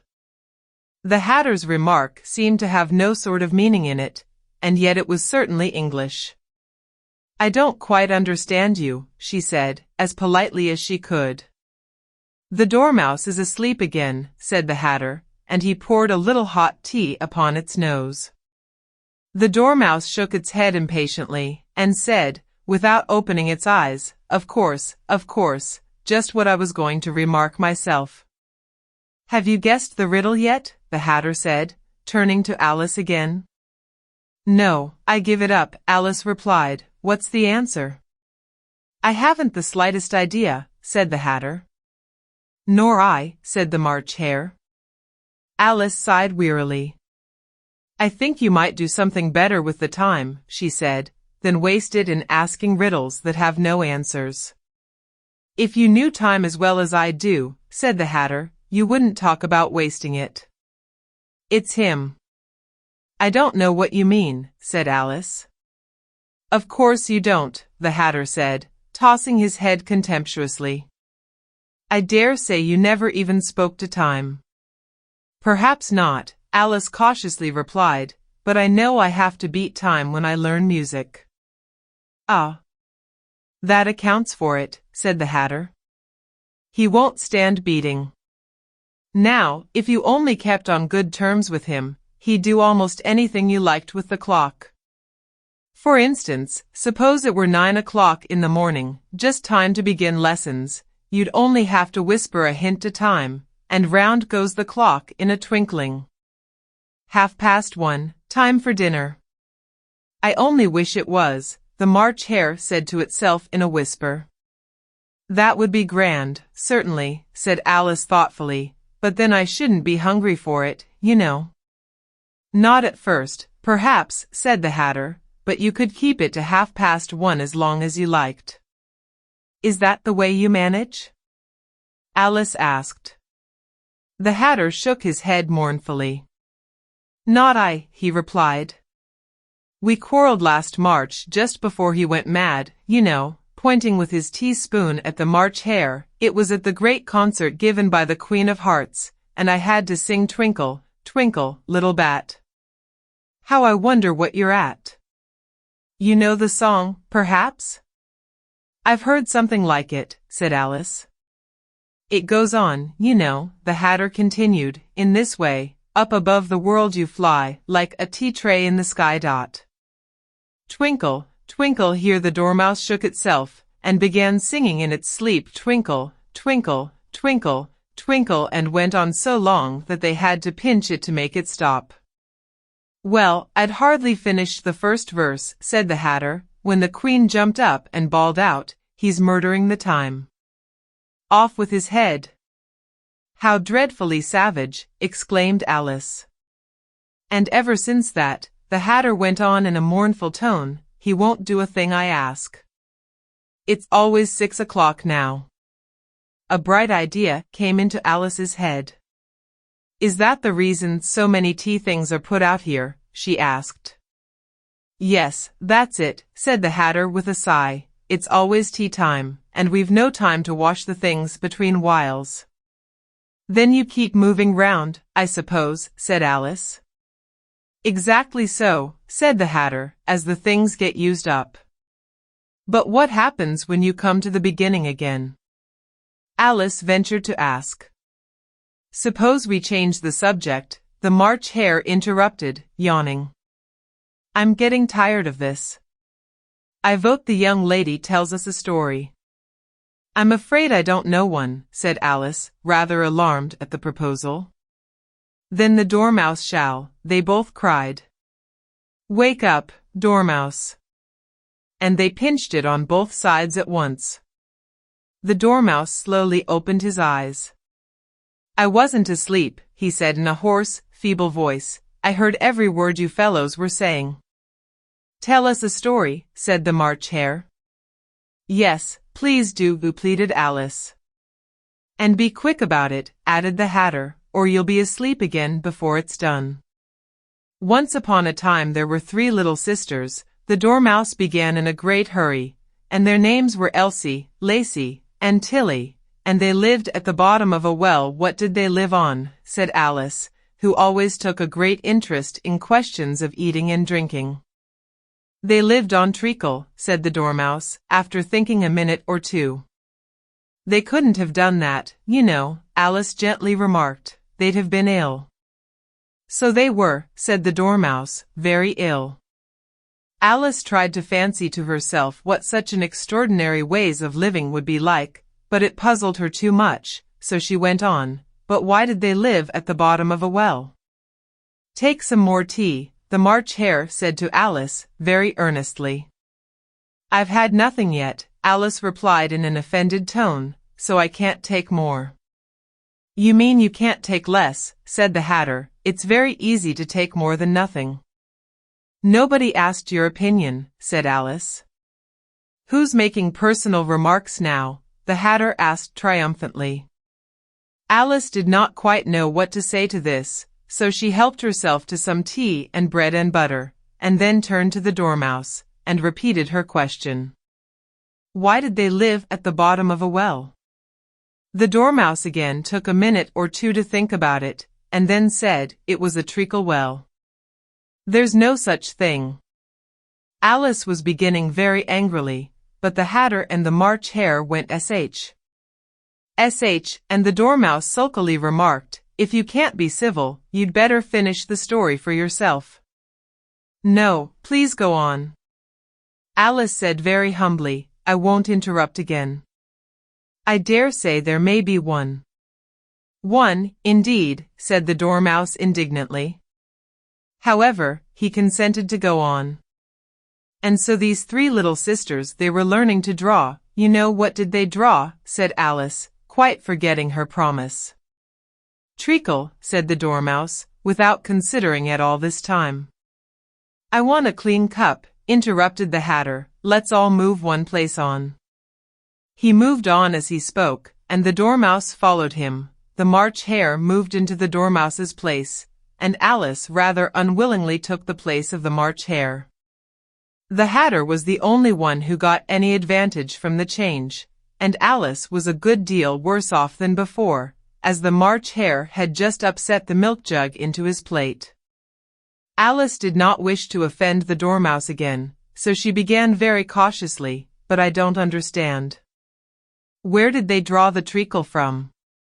You can draw water out of a water well, said the Hatter, so I should think you could draw treacle out of a treacle well, stupid?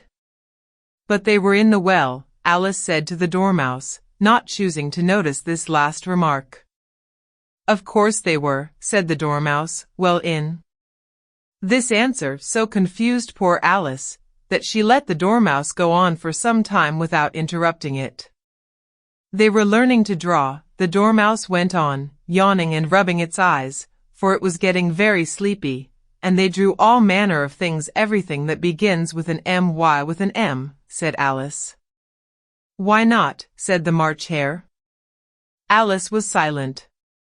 The Dormouse had closed its eyes by this time, and was going off into a doze, but, on being pinched by the Hatter, it woke up again with a little shriek, and went on, that begins with an M, such as mouse traps, and the moon, and memory, and muchness. You know, you say things are much of a muchness. Did you ever see such a thing as a drawing of a muchness?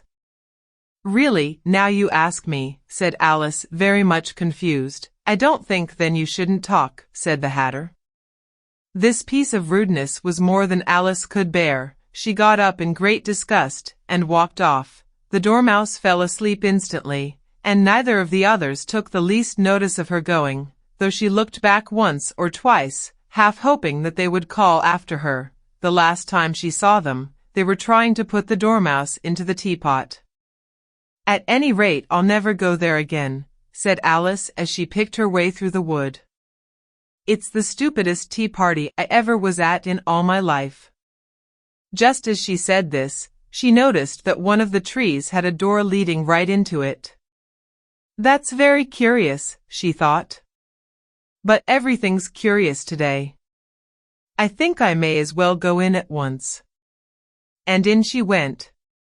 Once more she found herself in the long hall, and close to the little glass table. Now, I'll manage better this time, she said to herself, and began by taking the little golden key, and unlocking the door that led into the garden.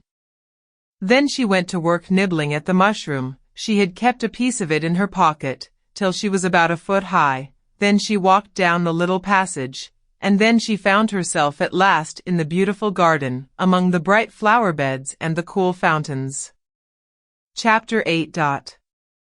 The Queen's croquet ground, a large rose tree, stood near the entrance of the garden. The roses growing on it were white, but there were 3 gardeners at it, busily painting them red. Alice thought this a very curious thing, and she went nearer to watch them, and just as she came up to them she heard one of them say, "Look out now, 5. Don't go splashing paint over me like that." "I couldn't help it," said 5, in a sulky tone. 7 jogged my elbow. On which 7 looked up and said, "That's right, 5. Always lay the blame on others." "You'd better not talk," said 5. "I heard the Queen say only yesterday you deserved to be beheaded." "What for?" said the one who had spoken first. "That's none of your business, too," said 7.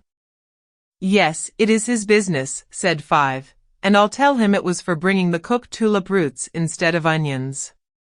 7 flung down his brush, and had just begun well, of all the unjust things, when his eye chanced to fall upon Alice, as she stood watching them, and he checked himself suddenly. The others looked round also, and all of them bowed low. "Would you tell me," said Alice, a little timidly, "why you are painting those roses?" 5 and 7 said nothing, but looked at 2.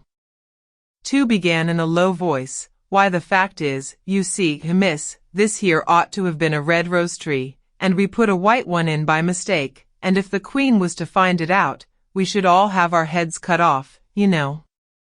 So you see, miss, we're doing our best, afore she comes." 2 at this moment 5, who had been anxiously looking across the garden, called out, "The Queen!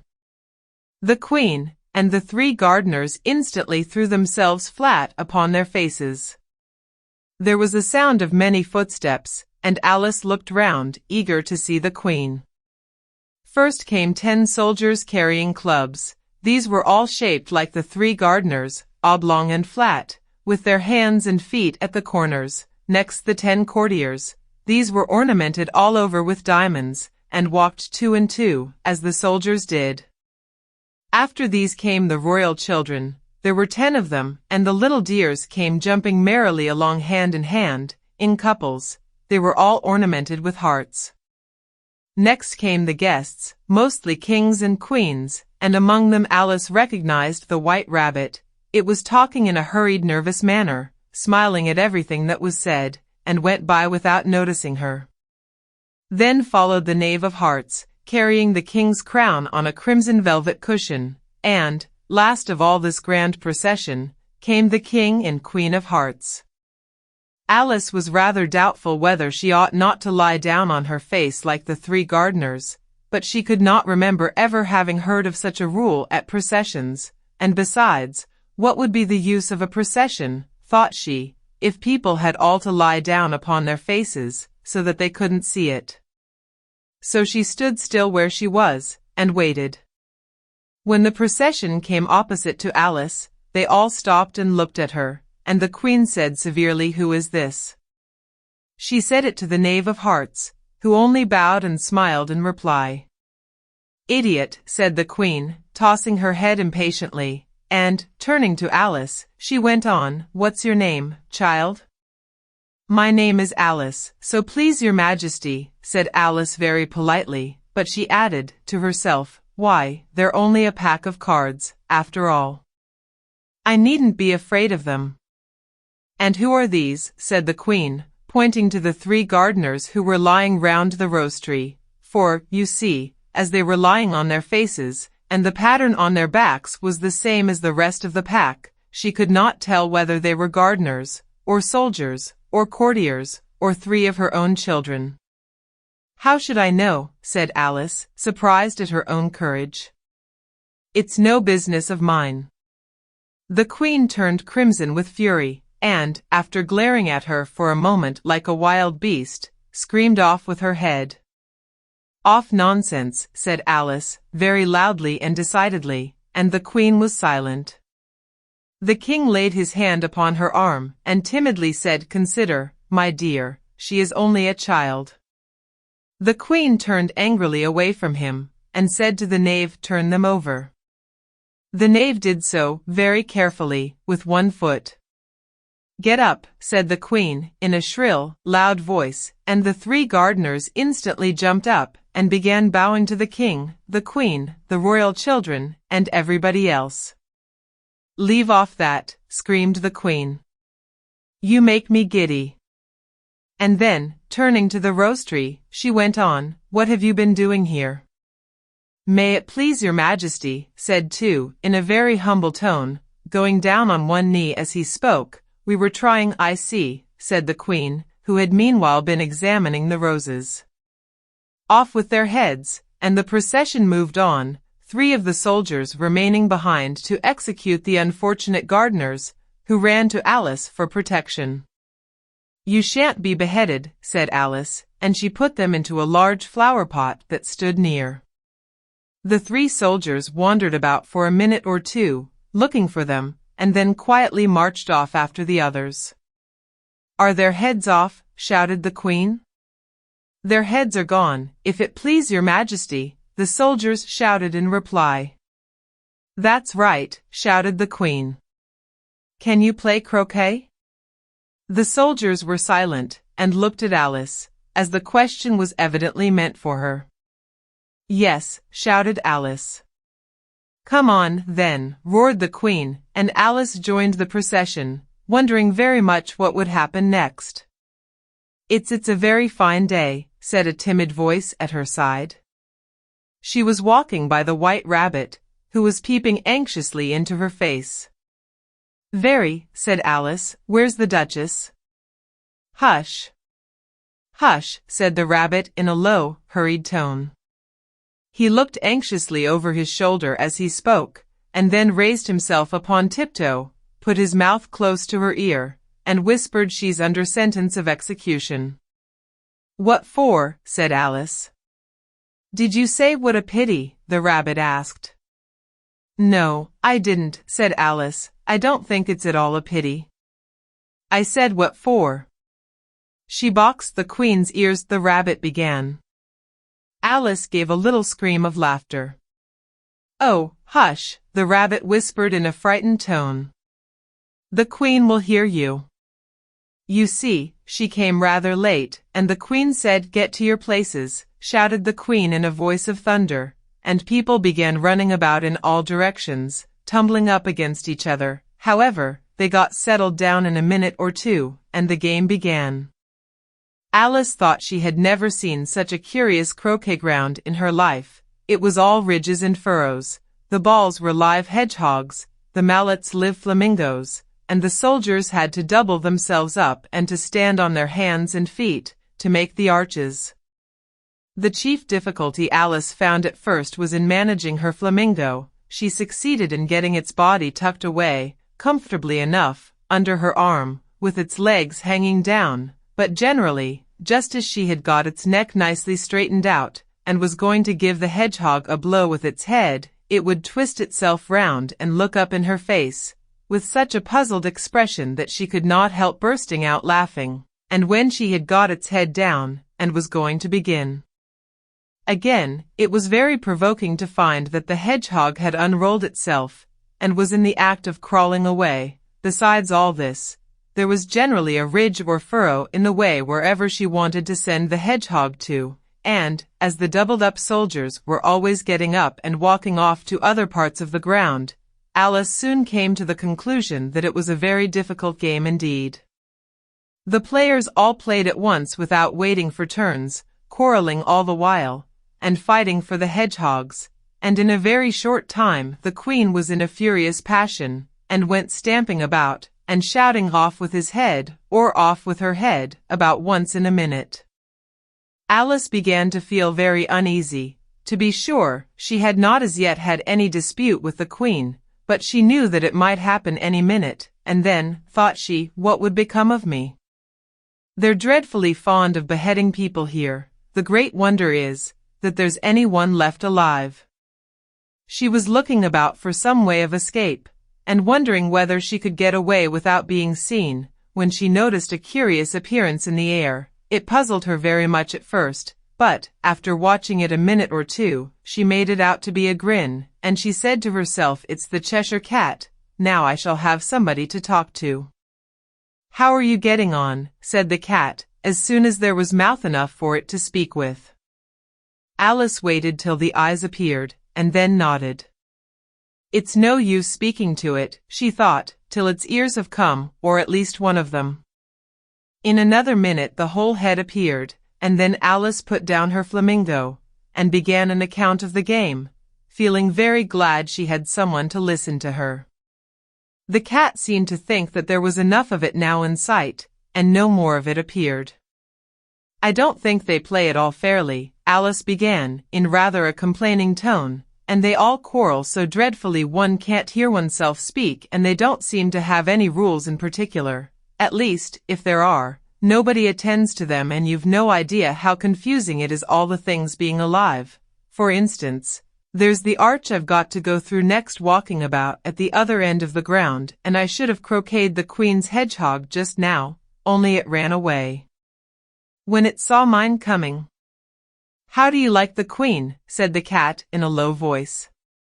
"Not at all," said Alice. "She's so extremely—" Just then she noticed that the queen was close behind her, listening, so she went on, "likely to win, that it's hardly worth while finishing the game." The queen smiled and passed on. "Who are you talking to?" said the king, going up to Alice, and looking at the cat's head with great curiosity. "It's a friend of mine, a Cheshire Cat," said Alice. "Allow me to introduce it." "I don't like the look of it at all," said the king. "However, it may kiss my hand if it likes." "I'd rather not," the cat remarked. "Don't be impertinent," said the king, "and don't look at me like that." He got behind Alice as he spoke. "A cat may look at a king," said Alice. "I've read that in some book, but I don't remember where." "Well, it must be removed," said the king very decidedly, and he called the queen, who was passing at the moment, "My dear, I wish you would have this cat removed."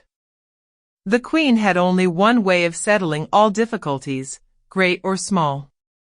"Off with his head," she said, without even looking round.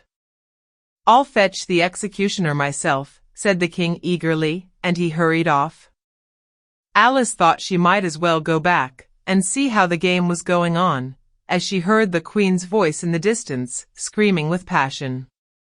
She had already heard her sentence 3 of the players to be executed for having missed their turns, and she did not like the look of things at all, as the game was in such confusion that she never knew whether it was her turn or not.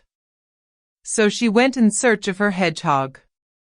The hedgehog was engaged in a fight with another hedgehog, which seemed to Alice an excellent opportunity for croqueting one of them with the other. The only difficulty was, that her flamingo was gone across to the other side of the garden, where Alice could see it trying in a helpless sort of way to fly up into a tree. By the time she had caught the flamingo and brought it back, the fight was over, and both the hedgehogs were out of sight. "But it doesn't matter much," thought Alice, as all the arches are gone from this side of the ground. So she tucked it away under her arm, that it might not escape again, and went back for a little more conversation with her friend. When she got back to the Cheshire Cat, she was surprised to find quite a large crowd collected round it. There was a dispute going on between the executioner, the king, and the queen, who were all talking at once, while all the rest were quite silent, and looked very uncomfortable. The moment Alice appeared, she was appealed to by all three to settle the question, and they repeated their arguments to her, though, as they all spoke at once, she found it very hard indeed to make out exactly what they said. The executioner's argument was, that you couldn't cut off a head unless there was a body to cut it off from, that he had never had to do such a thing before, and he wasn't going to begin at his time of life. The king's argument was, that anything that had a head could be beheaded, and that you weren't to talk nonsense.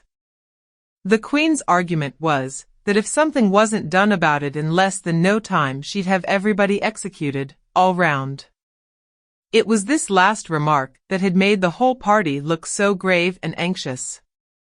Alice could think of nothing else to say but it belongs to the Duchess, you'd better ask her about it. She's in prison, the Queen said to the executioner, fetch her here. And the executioner went off like an arrow. The cat's head began fading away the moment he was gone, and, by the time he had come back with the Duchess, it had entirely disappeared, so the king and the executioner ran wildly up and down looking for it, while the rest of the party went back to the game. Chapter 9. The Mock Turtle's story. You can't think how glad I am to see you again, you dear old thing, said the Duchess, as she tucked her arm affectionately into Alice's, and they walked off together. Alice was very glad to find her in such a pleasant temper, and thought to herself that perhaps it was only the pepper that had made her so savage when they met in the kitchen. When I'm a duchess, she said to herself, not in a very hopeful tone though, I won't have any pepper in my kitchen at all. Soup does very well without, maybe it's always pepper that makes people hot-tempered, she went on, very much pleased at having found out a new kind of rule, and vinegar that makes them sour, and chamomile that makes them bitter, and in barley sugar and such things that make children sweet-tempered. I only wish people knew that, then they wouldn't be so stingy about it. You know, she had quite forgotten the Duchess by this time, and was a little startled when she heard her voice close to her ear. You're thinking about something, my dear, and that makes you forget to talk. I can't tell you just now what the moral of that is, but I shall remember it in a bit. Perhaps it hasn't one, Alice ventured to remark. Tut, tut, child, said the Duchess. Everything's got a moral, if only you can find it. And she squeezed herself up closer to Alice's side as she spoke. Alice did not much like keeping so close to her, first, because the Duchess was very ugly, and secondly, because she was exactly the right height to rest her chin upon Alice's shoulder, and it was an uncomfortably sharp chin. However, she did not like to be rude, so she bore it as well as she could. The game's going on rather better now, she said, by way of keeping up the conversation a little. 'Tis so, said the Duchess, and the moral of that is, oh, 'tis love, that makes the world go round. Somebody said, Alice whispered, that it's done by everybody minding their own business. Ah, well. It means much the same thing, said the Duchess, digging her sharp little chin into Alice's shoulder as she added, and the moral of that is take care of the sense, and the sounds will take care of themselves. How fond she is of finding morals in things. Alice thought to herself. I dare say you're wondering why I don't put my arm round your waist, the Duchess said after a pause. The reason is, that I'm doubtful about the temper of your flamingo. Shall I try the experiment? He might bite, Alice cautiously replied, not feeling at all anxious to have the experiment tried. Very true, said the Duchess, flamingos and mustard both bite. And the moral of that is birds of a feather flock together. Only mustard isn't a bird, Alice remarked. Right, as usual, said the Duchess. What a clear way you have of putting things. It's a mineral, I think, said Alice. Of course it is, said the Duchess, who seemed ready to agree to everything that Alice said. There's a large mustard mine near here. And the moral of that is, the more there is of mine, the less there is of yours. Oh, I know, exclaimed Alice, who had not attended to this last remark. It's a vegetable. It doesn't look like one, but it is. I quite agree with you, said the Duchess, and the moral of that is, be what you would seem to be, or if you'd like it put more simply, never imagine yourself not to be otherwise than what it might appear to others that what you were or might have been was not otherwise than what you had been would have appeared to them to be otherwise. I think I should understand that better, Alice said very politely, if I had it written down, but I can't quite follow it as you say it. That's nothing to what I could say if I chose, the Duchess replied, in a pleased tone. Pray don't trouble yourself to say it any longer than that, said Alice. Oh, don't talk about trouble, said the Duchess. I make you a present of everything I've said as yet. A cheap sort of present, thought Alice. I'm glad they don't give birthday presents like that. But she did not venture to say it out loud. Thinking again, the Duchess asked, with another dig of her sharp little chin. I've a right to think, said Alice sharply, for she was beginning to feel a little worried. Just about as much right, said the Duchess, as pigs have to fly, and the but here, to Alice's great surprise, the Duchess's voice died away, even in the middle of her favorite word moral, and the arm that was linked into hers began to tremble. Alice looked up, and there stood the Queen in front of them, with her arms folded, frowning like a thunderstorm. A fine day, Your Majesty, the Duchess began in a low, weak voice. Now, I give you fair warning, shouted the Queen, stamping on the ground as she spoke, either you or your head must be off, and that in about half no time. Take your choice. The Duchess took her choice, and was gone in a moment. Let's go on with the game, the Queen said to Alice, and Alice was too much frightened to say a word, but slowly followed her back to the croquet ground.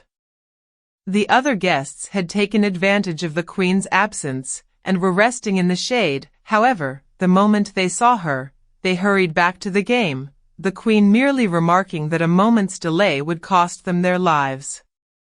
All the time they were playing, the Queen never left off quarreling with the other players, and shouting off with his head, or off with her head.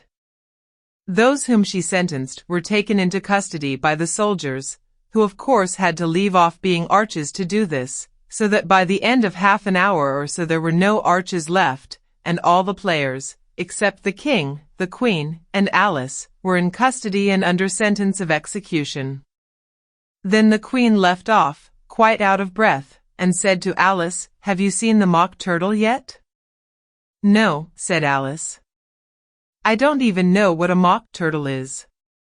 It's the thing mock turtle soup is made from, said the Queen. I never saw one, or heard of one, said Alice. Come on, then, said the Queen, and he shall tell you his history. As they walked off together, Alice heard the King say in a low voice, to the company generally, You are all pardoned. Come, that's a good thing, she said to herself, for she had felt quite unhappy at the number of executions the Queen had ordered. They very soon came upon a griffin, lying fast asleep in the sun. If you don't know what a griffin is, look at the picture. Up, lazy thing, said the Queen, and take this young lady to see the mock turtle and to hear his history.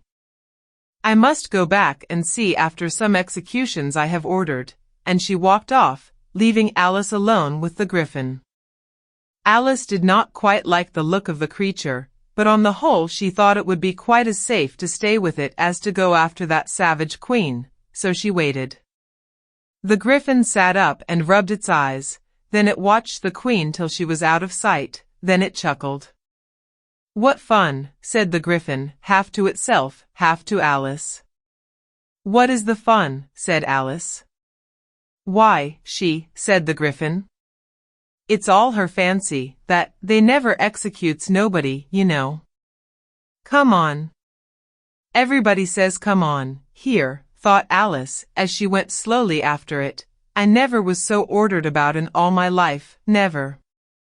They had not gone far before they saw the Mock Turtle in the distance, sitting sad and lonely on a little ledge of rock, and, as they came nearer, Alice could hear him sighing as if his heart would break. She pitied him deeply.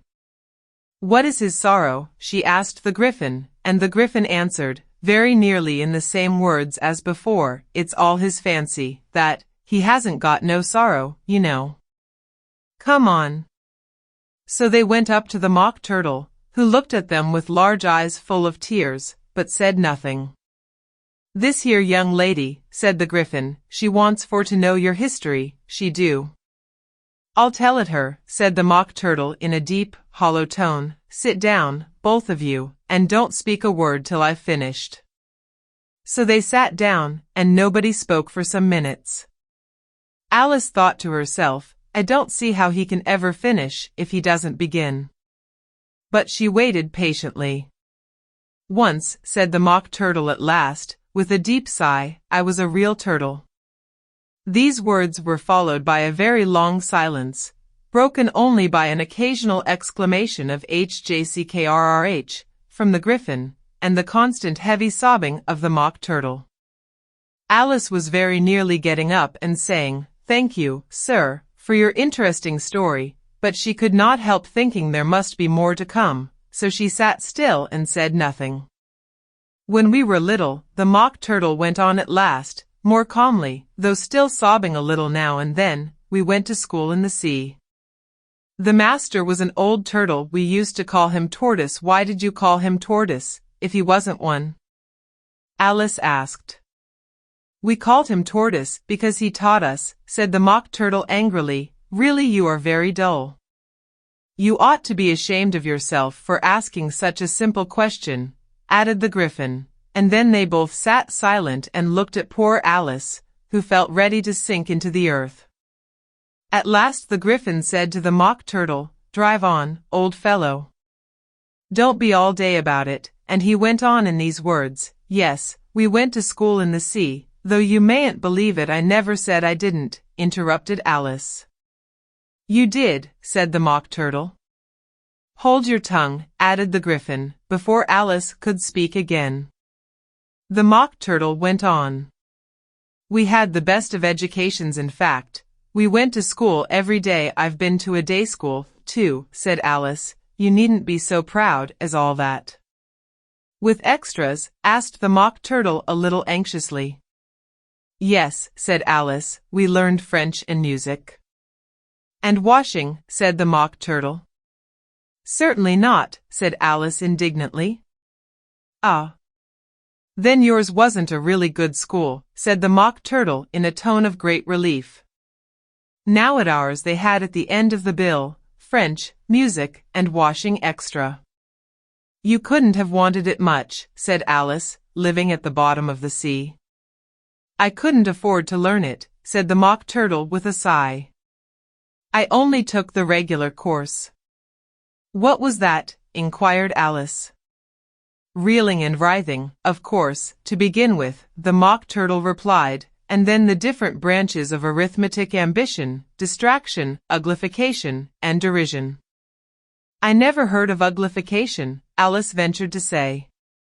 What is it? The Gryphon lifted up both its paws in surprise. What? Never heard of uglifying, it exclaimed. You know what to beautify is, I suppose? Yes, said Alice doubtfully, it means to make anything prettier. Well, then, the Gryphon went on, if you don't know what to uglify is, you are a simpleton. Alice did not feel encouraged to ask any more questions about it, so she turned to the Mock Turtle, and said, What else had you to learn? Well, there was mystery, the Mock Turtle replied, counting off the subjects on his flappers, mystery, ancient and modern, with seaography. Then drawling. The drawing master was an old conger eel that used to come once a week. he taught us drawing, stretching, and fainting in coils. What was that like? Said Alice. Well, I can't show it you myself, the Mock Turtle said, I'm too stiff. And the Gryphon never learnt it. Hadn't time, said the Gryphon, I went to the classics master, though. He was an old crab, he was. I never went to him, the Mock Turtle said with a sigh, he taught laughing and grief, they used to say. So he did, said the Gryphon, sighing in his turn, and both creatures hid their faces in their paws. And how many hours a day did you do lessons? Said Alice, in a hurry to change the subject. 10 hours the first day, said the Mock Turtle, 9 the next, and so on. What a curious plan, exclaimed Alice. That's the reason they're called lessons, the Gryphon remarked, because they lesson from day to day. This was quite a new idea to Alice, and she thought it over a little before she made her next remark. Then the 11th day must have been a holiday? Of course it was, said the Mock Turtle. And how did you manage on the 12th? Alice went on eagerly. That's enough about lessons, the Gryphon interrupted in a very decided tone. Tell her something about the games now. Chapter 10. The lobster quadrille. The Mock Turtle sighed deeply, and drew the back of one flapper across his eyes. He looked at Alice, and tried to speak, but for a minute or two sobs choked his voice. Same as if he had a bone in his throat, said the Gryphon, and it set to work shaking him and punching him in the back. At last the Mock Turtle recovered his voice, and, with tears running down his cheeks, he went on again. You may not have lived much under the sea. I haven't, said Alice, and perhaps you were never even introduced to a lobster. Alice began to say I once tasted, but checked herself hastily, and said no, never, so you can have no idea what a delightful thing a lobster quadrille is. No, indeed, said Alice. What sort of a dance is it? Why, said the Gryphon, you first form into a line along the seashore. 2 lines, cried the Mock Turtle. Seals, turtles, salmon, and so on. Then, when you've cleared all the jellyfish out of the way, that generally takes some time, interrupted the Gryphon. You advance twice each with a lobster as a partner, cried the Gryphon. Of course, the Mock Turtle said, advance twice, set to partners, change lobsters, and retire in same order, continued the Gryphon. Then, you know, the Mock Turtle went on, you throw the lobsters, shouted the Gryphon, with a bound into the air. As far out to sea as you can swim after them, screamed the Gryphon. Turn a somersault in the sea, cried the Mock Turtle, capering wildly about. Change lobsters again, yelled the Gryphon at the top of its voice. Back to land again, and that's all the first figure, said the Mock Turtle, suddenly dropping his voice, and the 2 creatures, who had been jumping about like mad things all this time, sat down again very sadly and quietly, and looked at Alice. It must be a very pretty dance, said Alice timidly. Would you like to see a little of it? Said the Mock Turtle. Very much indeed, said Alice. Come, let's try the first figure, said the Mock Turtle to the Gryphon. We can do without lobsters, you know. Which shall sing? Oh, you sing, said the Gryphon. I've forgotten the words.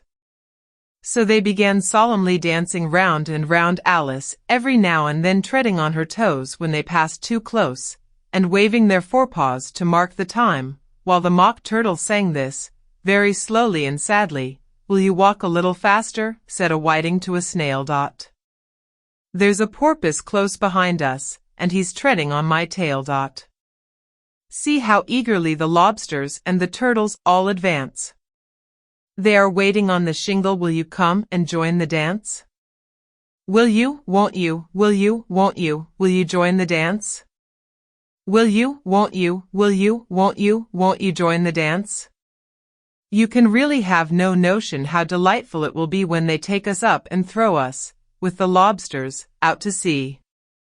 But the snail replied, too far, too far, and gave a look askance. Said he thanked the whiting kindly, but he would not join the dance. Would not, could not, would not, could not, would not join the dance. Would not, could not, would not, could not join the dance. What matters it how far we go? His scaly friend replied. There is another shore, you know, upon the other side. The further off from England the nearer is to France. Then turn not pale, beloved snail, but come and join the dance. Will you, won't you, will you, won't you, will you join the dance? Will you, won't you, will you, won't you join the dance? Thank you, it's a very interesting dance to watch, said Alice, feeling very glad that it was over at last, and I do so like that curious song about the whiting. Oh, as to the whiting, said the Mock Turtle, you've seen them, of course? Yes, said Alice, I've often seen them at Din. She checked herself hastily. I don't know where Din may be, said the Mock Turtle, but if you've seen them so often, of course you know what they're like. I believe so, Alice replied thoughtfully. They have their tails in their mouths, and they're all over crumbs. You're wrong about the crumbs, said the Mock Turtle. Crumbs would all wash off in the sea. But they have their tails in their mouths, and the reason is here. The Mock Turtle yawned and shut his eyes. Tell her about the reason and all that, he said to the Griffin. The reason is, said the Griffin, that they would go with the lobsters to the dance.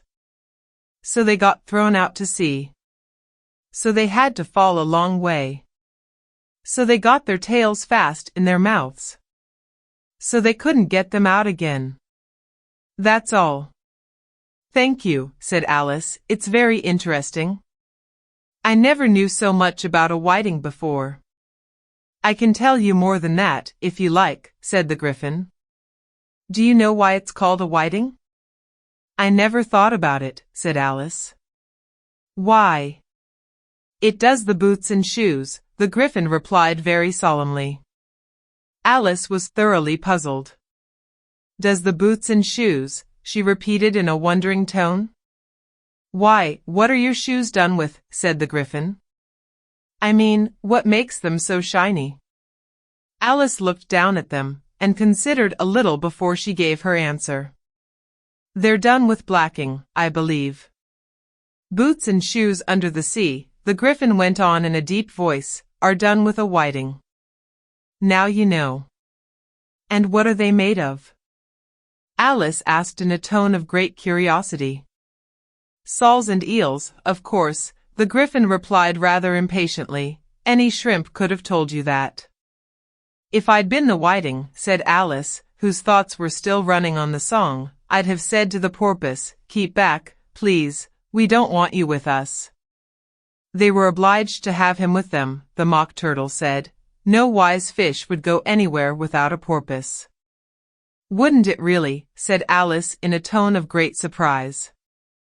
Of course not, said the Mock Turtle. Why, if a fish came to me, and told me he was going a journey, I should say with what porpoise?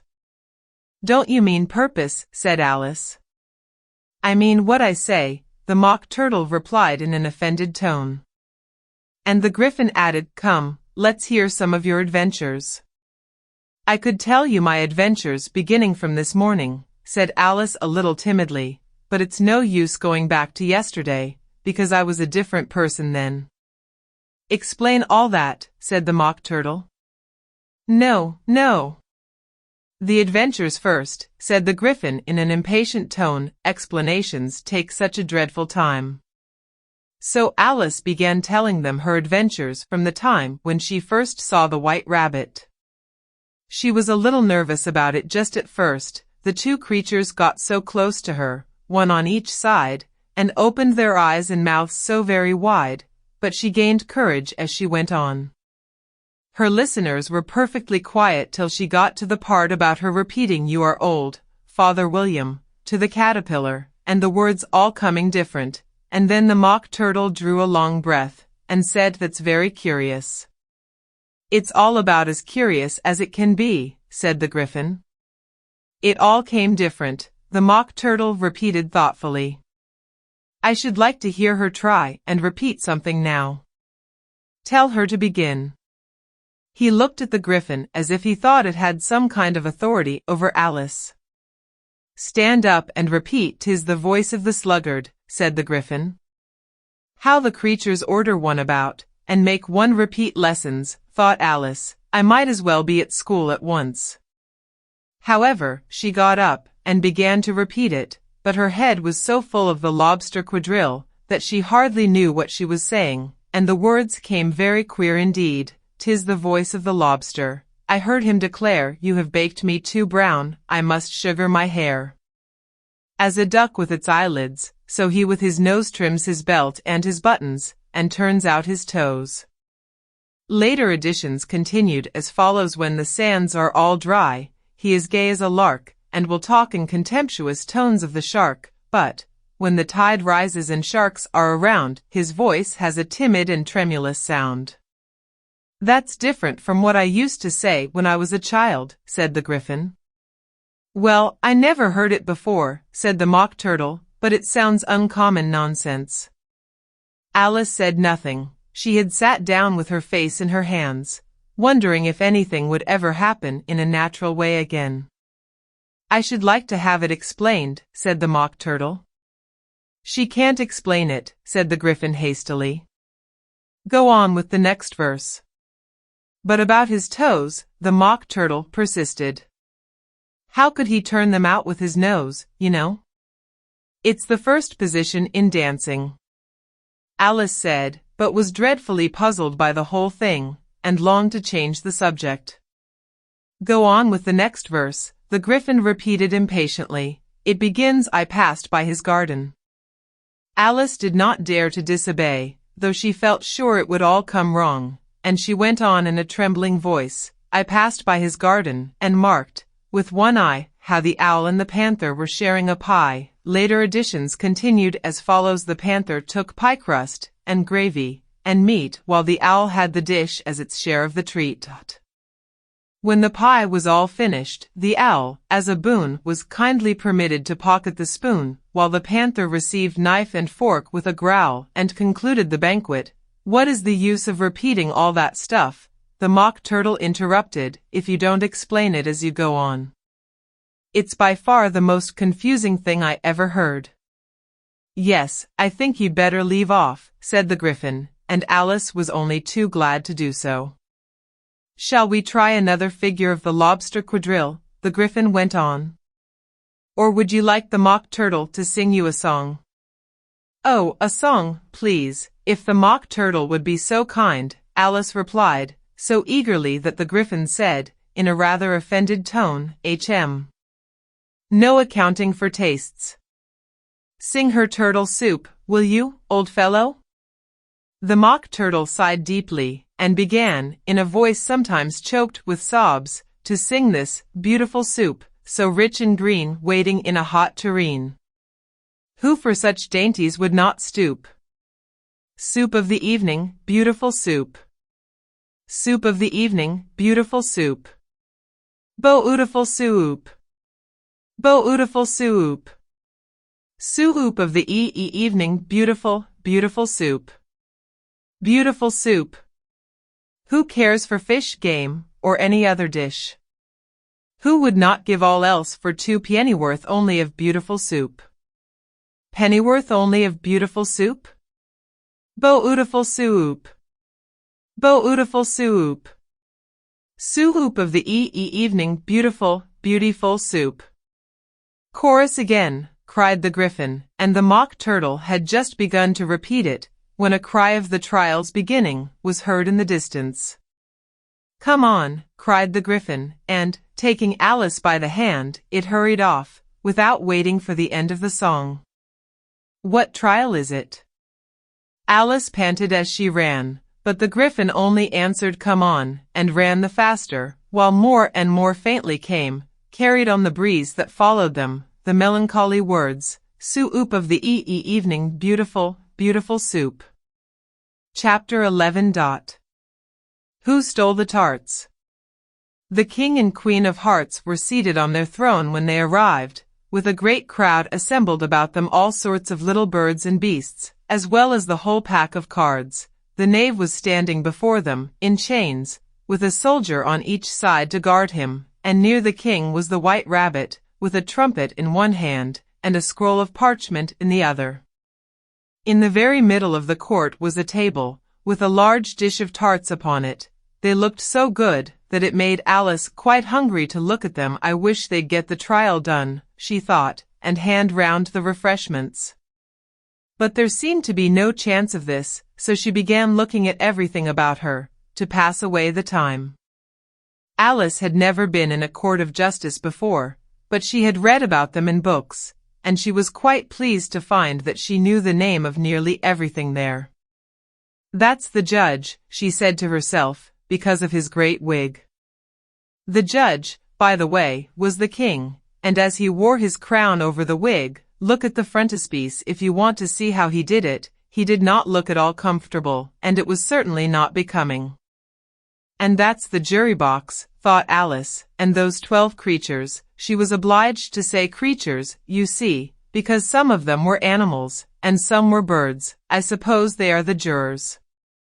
She said this last word 2 or 3 times over to herself, being rather proud of it, for she thought, and rightly too, that very few little girls of her age knew the meaning of it at all. However, jurymen would have done just as well. The 12 jurors were all writing very busily on slates. What are they doing?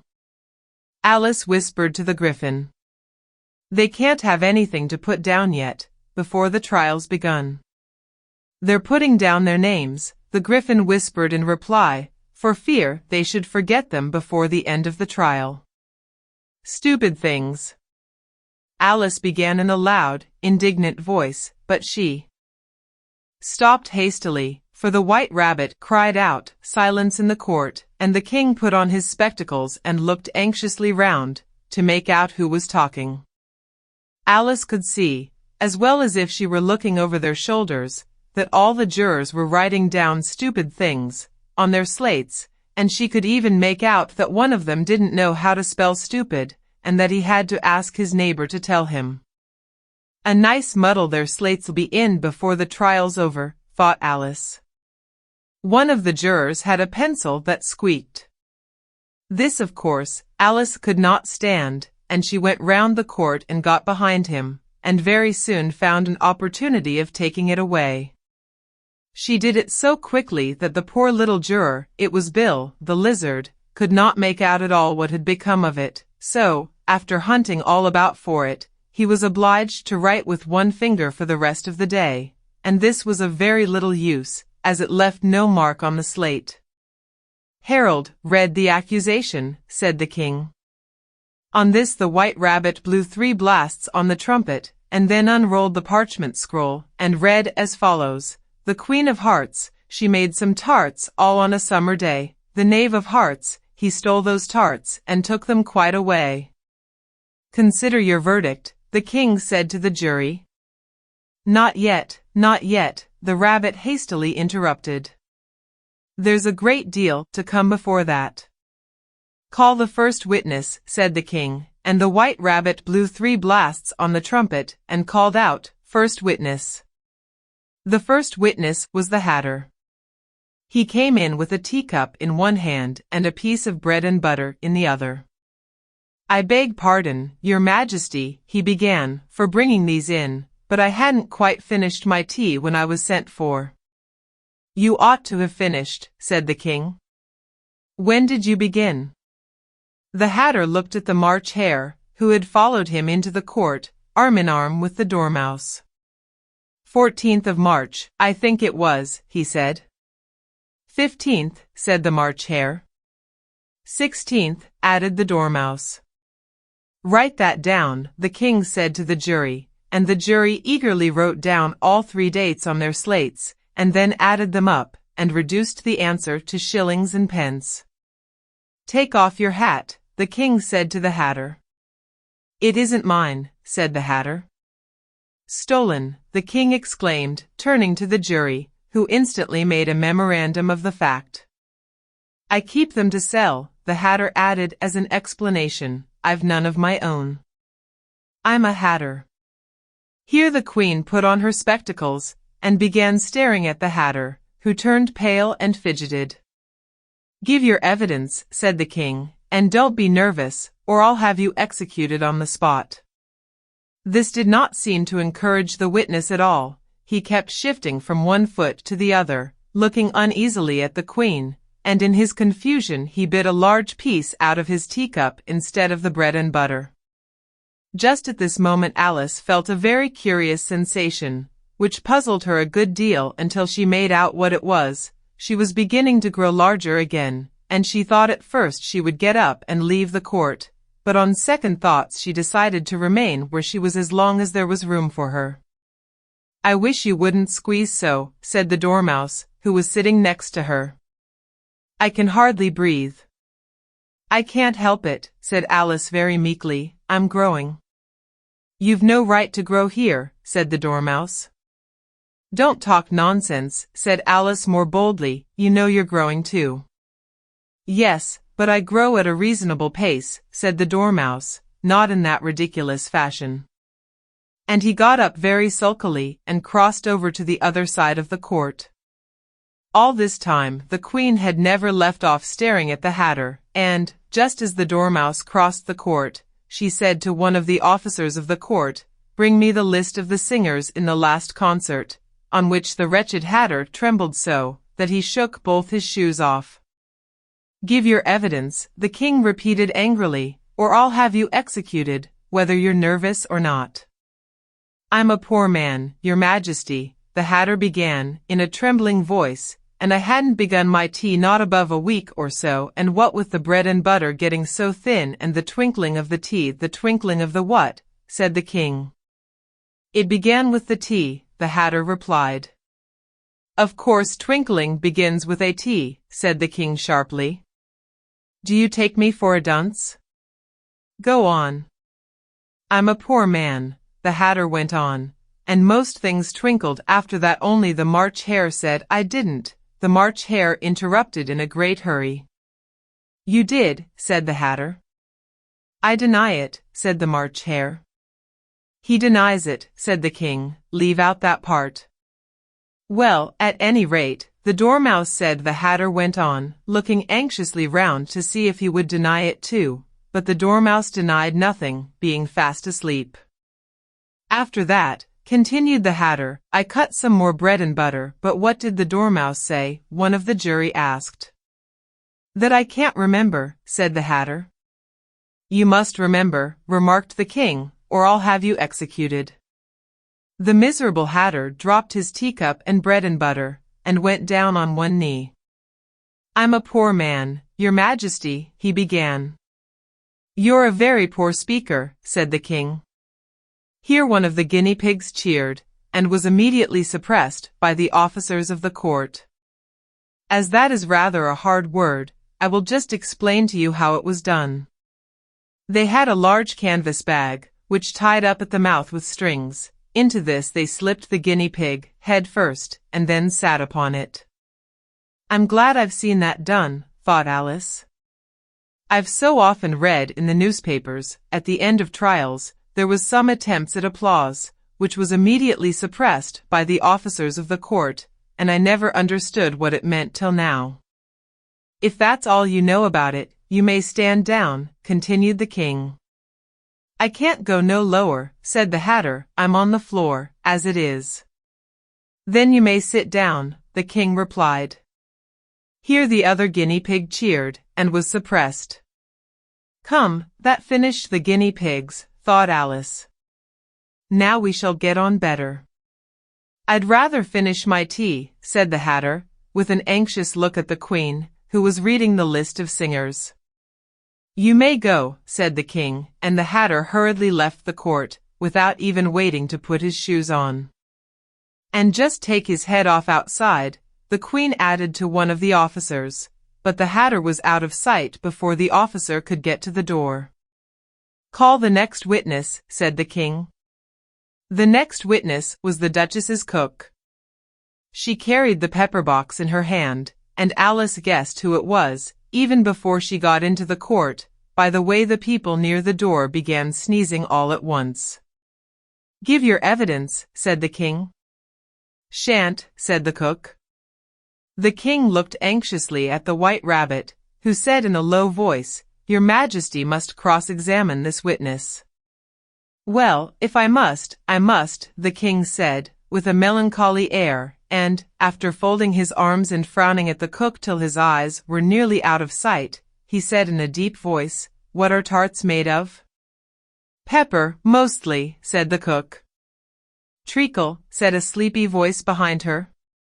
"Collar that dormouse," the queen shrieked out. "Behead that dormouse." "Turn that dormouse out of court." "Suppress him." "Pinch him." "Off with his whiskers." For some minutes the whole court was in confusion, getting the dormouse turned out, and, by the time they had settled down again, the cook had disappeared. "Never mind," said the king, with an air of great relief. "Call the next witness." And he added in an undertone to the queen, "Really, my dear, you must cross-examine the next witness. It quite makes my forehead ache." Alice watched the White Rabbit as he fumbled over the list, feeling very curious to see what the next witness would be like, "for they haven't got much evidence yet," she said to herself. Imagine her surprise when the White Rabbit read out, at the top of his shrill little voice, the name Alice. Chapter 12. "Alice's evidence here," cried Alice, quite forgetting in the flurry of the moment how large she had grown in the last few minutes, and she jumped up in such a hurry that she tipped over the jury box with the edge of her skirt, upsetting all the jurymen on to the heads of the crowd below, and there they lay sprawling about, reminding her very much of a globe of goldfish she had accidentally upset the week before. "Oh, I beg your pardon," she exclaimed in a tone of great dismay, and began picking them up again as quickly as she could, for the accident of the goldfish kept running in her head, and she had a vague sort of idea that they must be collected at once and put back into the jury box, or they would die. "The trial cannot proceed," said the king in a very grave voice, "until all the jurymen are back in their proper places all," he repeated with great emphasis, looking hard at Alice as he said so. Alice looked at the jury box, and saw that, in her haste, she had put the lizard in head downwards, and the poor little thing was waving its tail about in a melancholy way, being quite unable to move.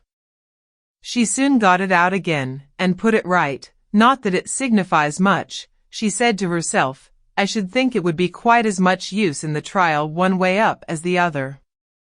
As soon as the jury had a little recovered from the shock of being upset, and their slates and pencils had been found and handed back to them, they set to work very diligently to write out a history of the accident, all except the lizard, who seemed too much overcome to do anything but sit with its mouth open, gazing up into the roof of the court.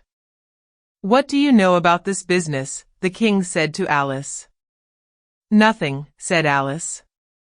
"Nothing whatever," persisted the king. "Nothing whatever," said Alice.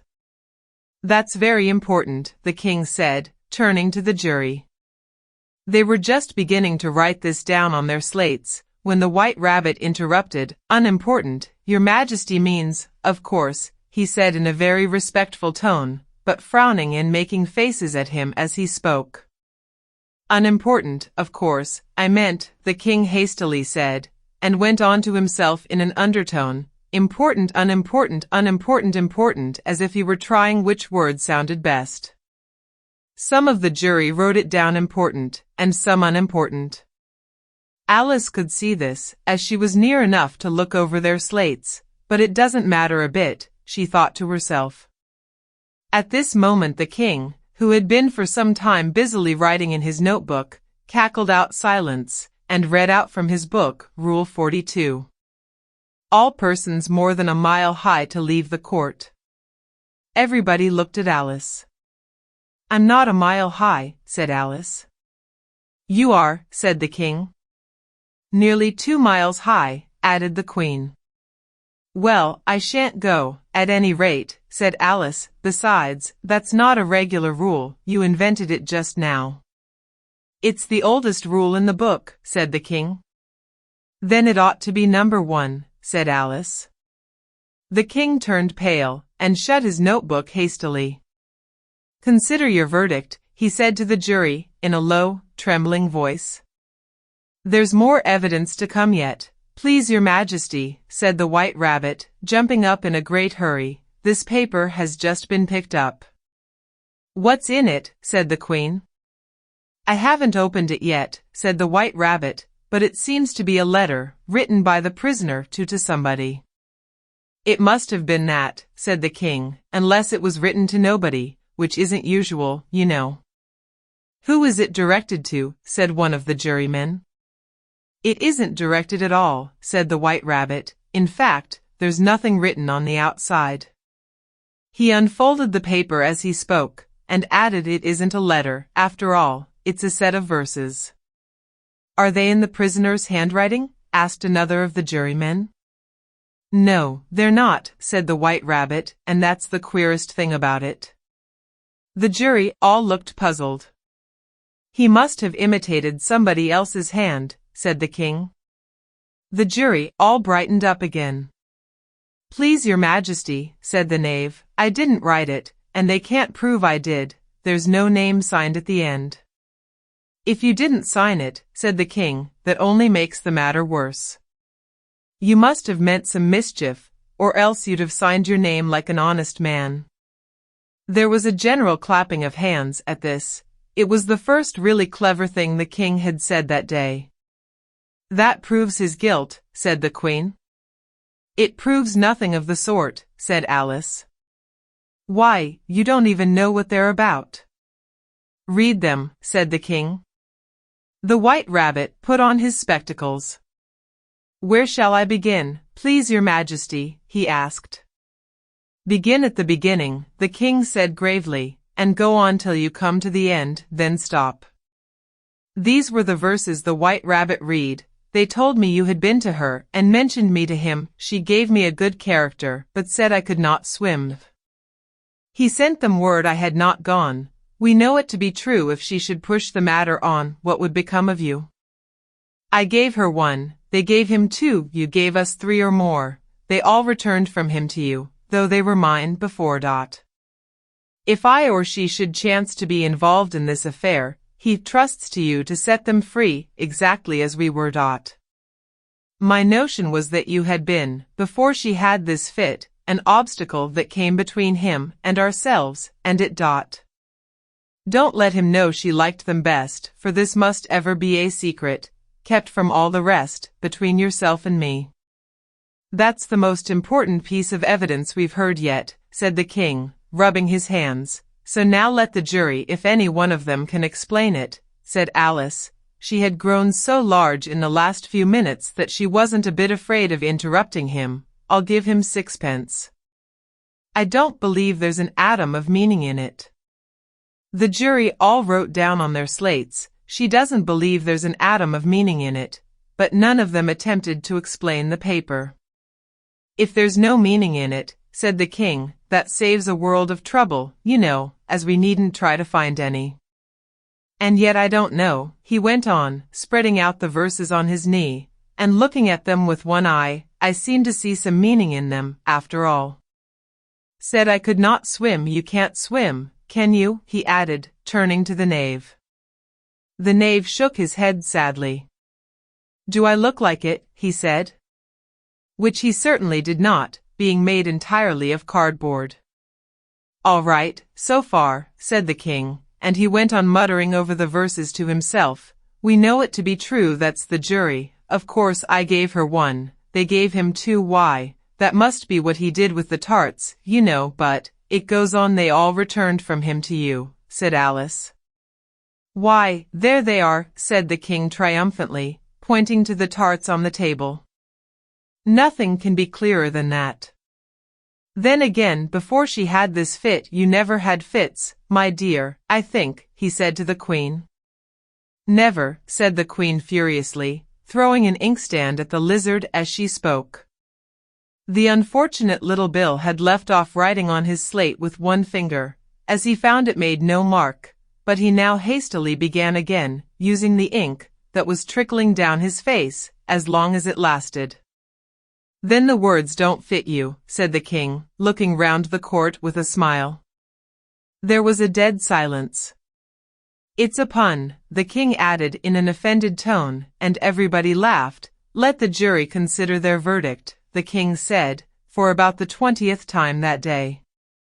"No, no," said the queen. "Sentence first, verdict afterwards." "Stuff and nonsense," said Alice loudly. "The idea of having the sentence first." "Hold your tongue," said the queen, turning purple. "I won't," said Alice. "Off with her head," the queen shouted at the top of her voice. Nobody moved. "Who cares for you?" said Alice. She had grown to her full size by this time. "You're nothing but a pack of cards."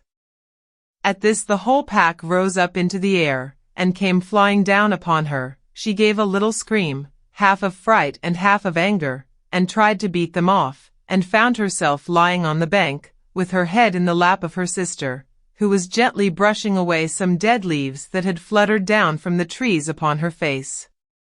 "Wake up, Alice dear," said her sister. "Why, what a long sleep you've had."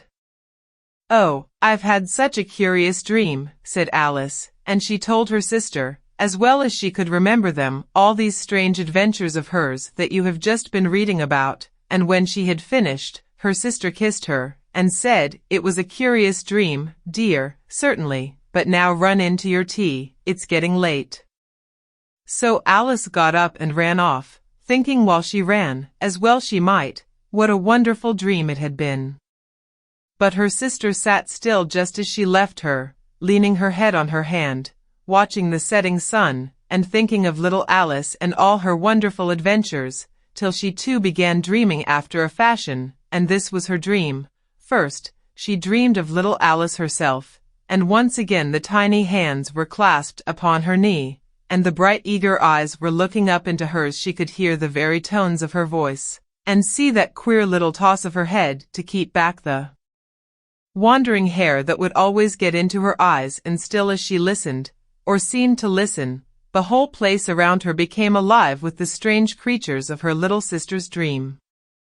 The long grass rustled at her feet as the white rabbit hurried by, the frightened mouse splashed his way through the neighboring pool. She could hear the rattle of the teacups as the March Hare and his friends shared their never-ending meal, and the shrill voice of the queen ordering off her unfortunate guests to execution. Once more the pig baby was sneezing on the Duchess's knee, while plates and dishes crashed around it. Once more the shriek of the griffin, the squeaking of the lizards, slate pencil, and the choking of the suppressed guinea pigs filled the air, mixed up with the distant sobs of the miserable mock turtle.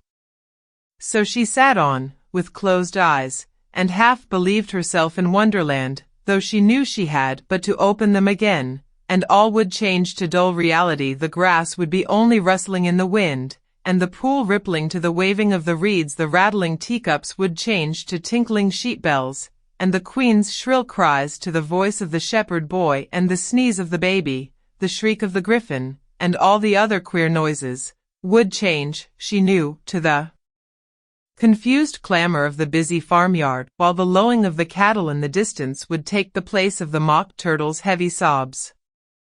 Lastly, she pictured to herself how this same little sister of hers would, in the aftertime, be herself a grown woman, and how she would keep, through all her riper years, the simple and loving heart of her childhood, and how she would gather about her other little children, and make their eyes bright and eager with many a strange tale, perhaps even with the dream of Wonderland of long ago, and how she would feel with all their simple sorrows, and find a pleasure in all their simple joys, remembering her own child life and the happy summer days.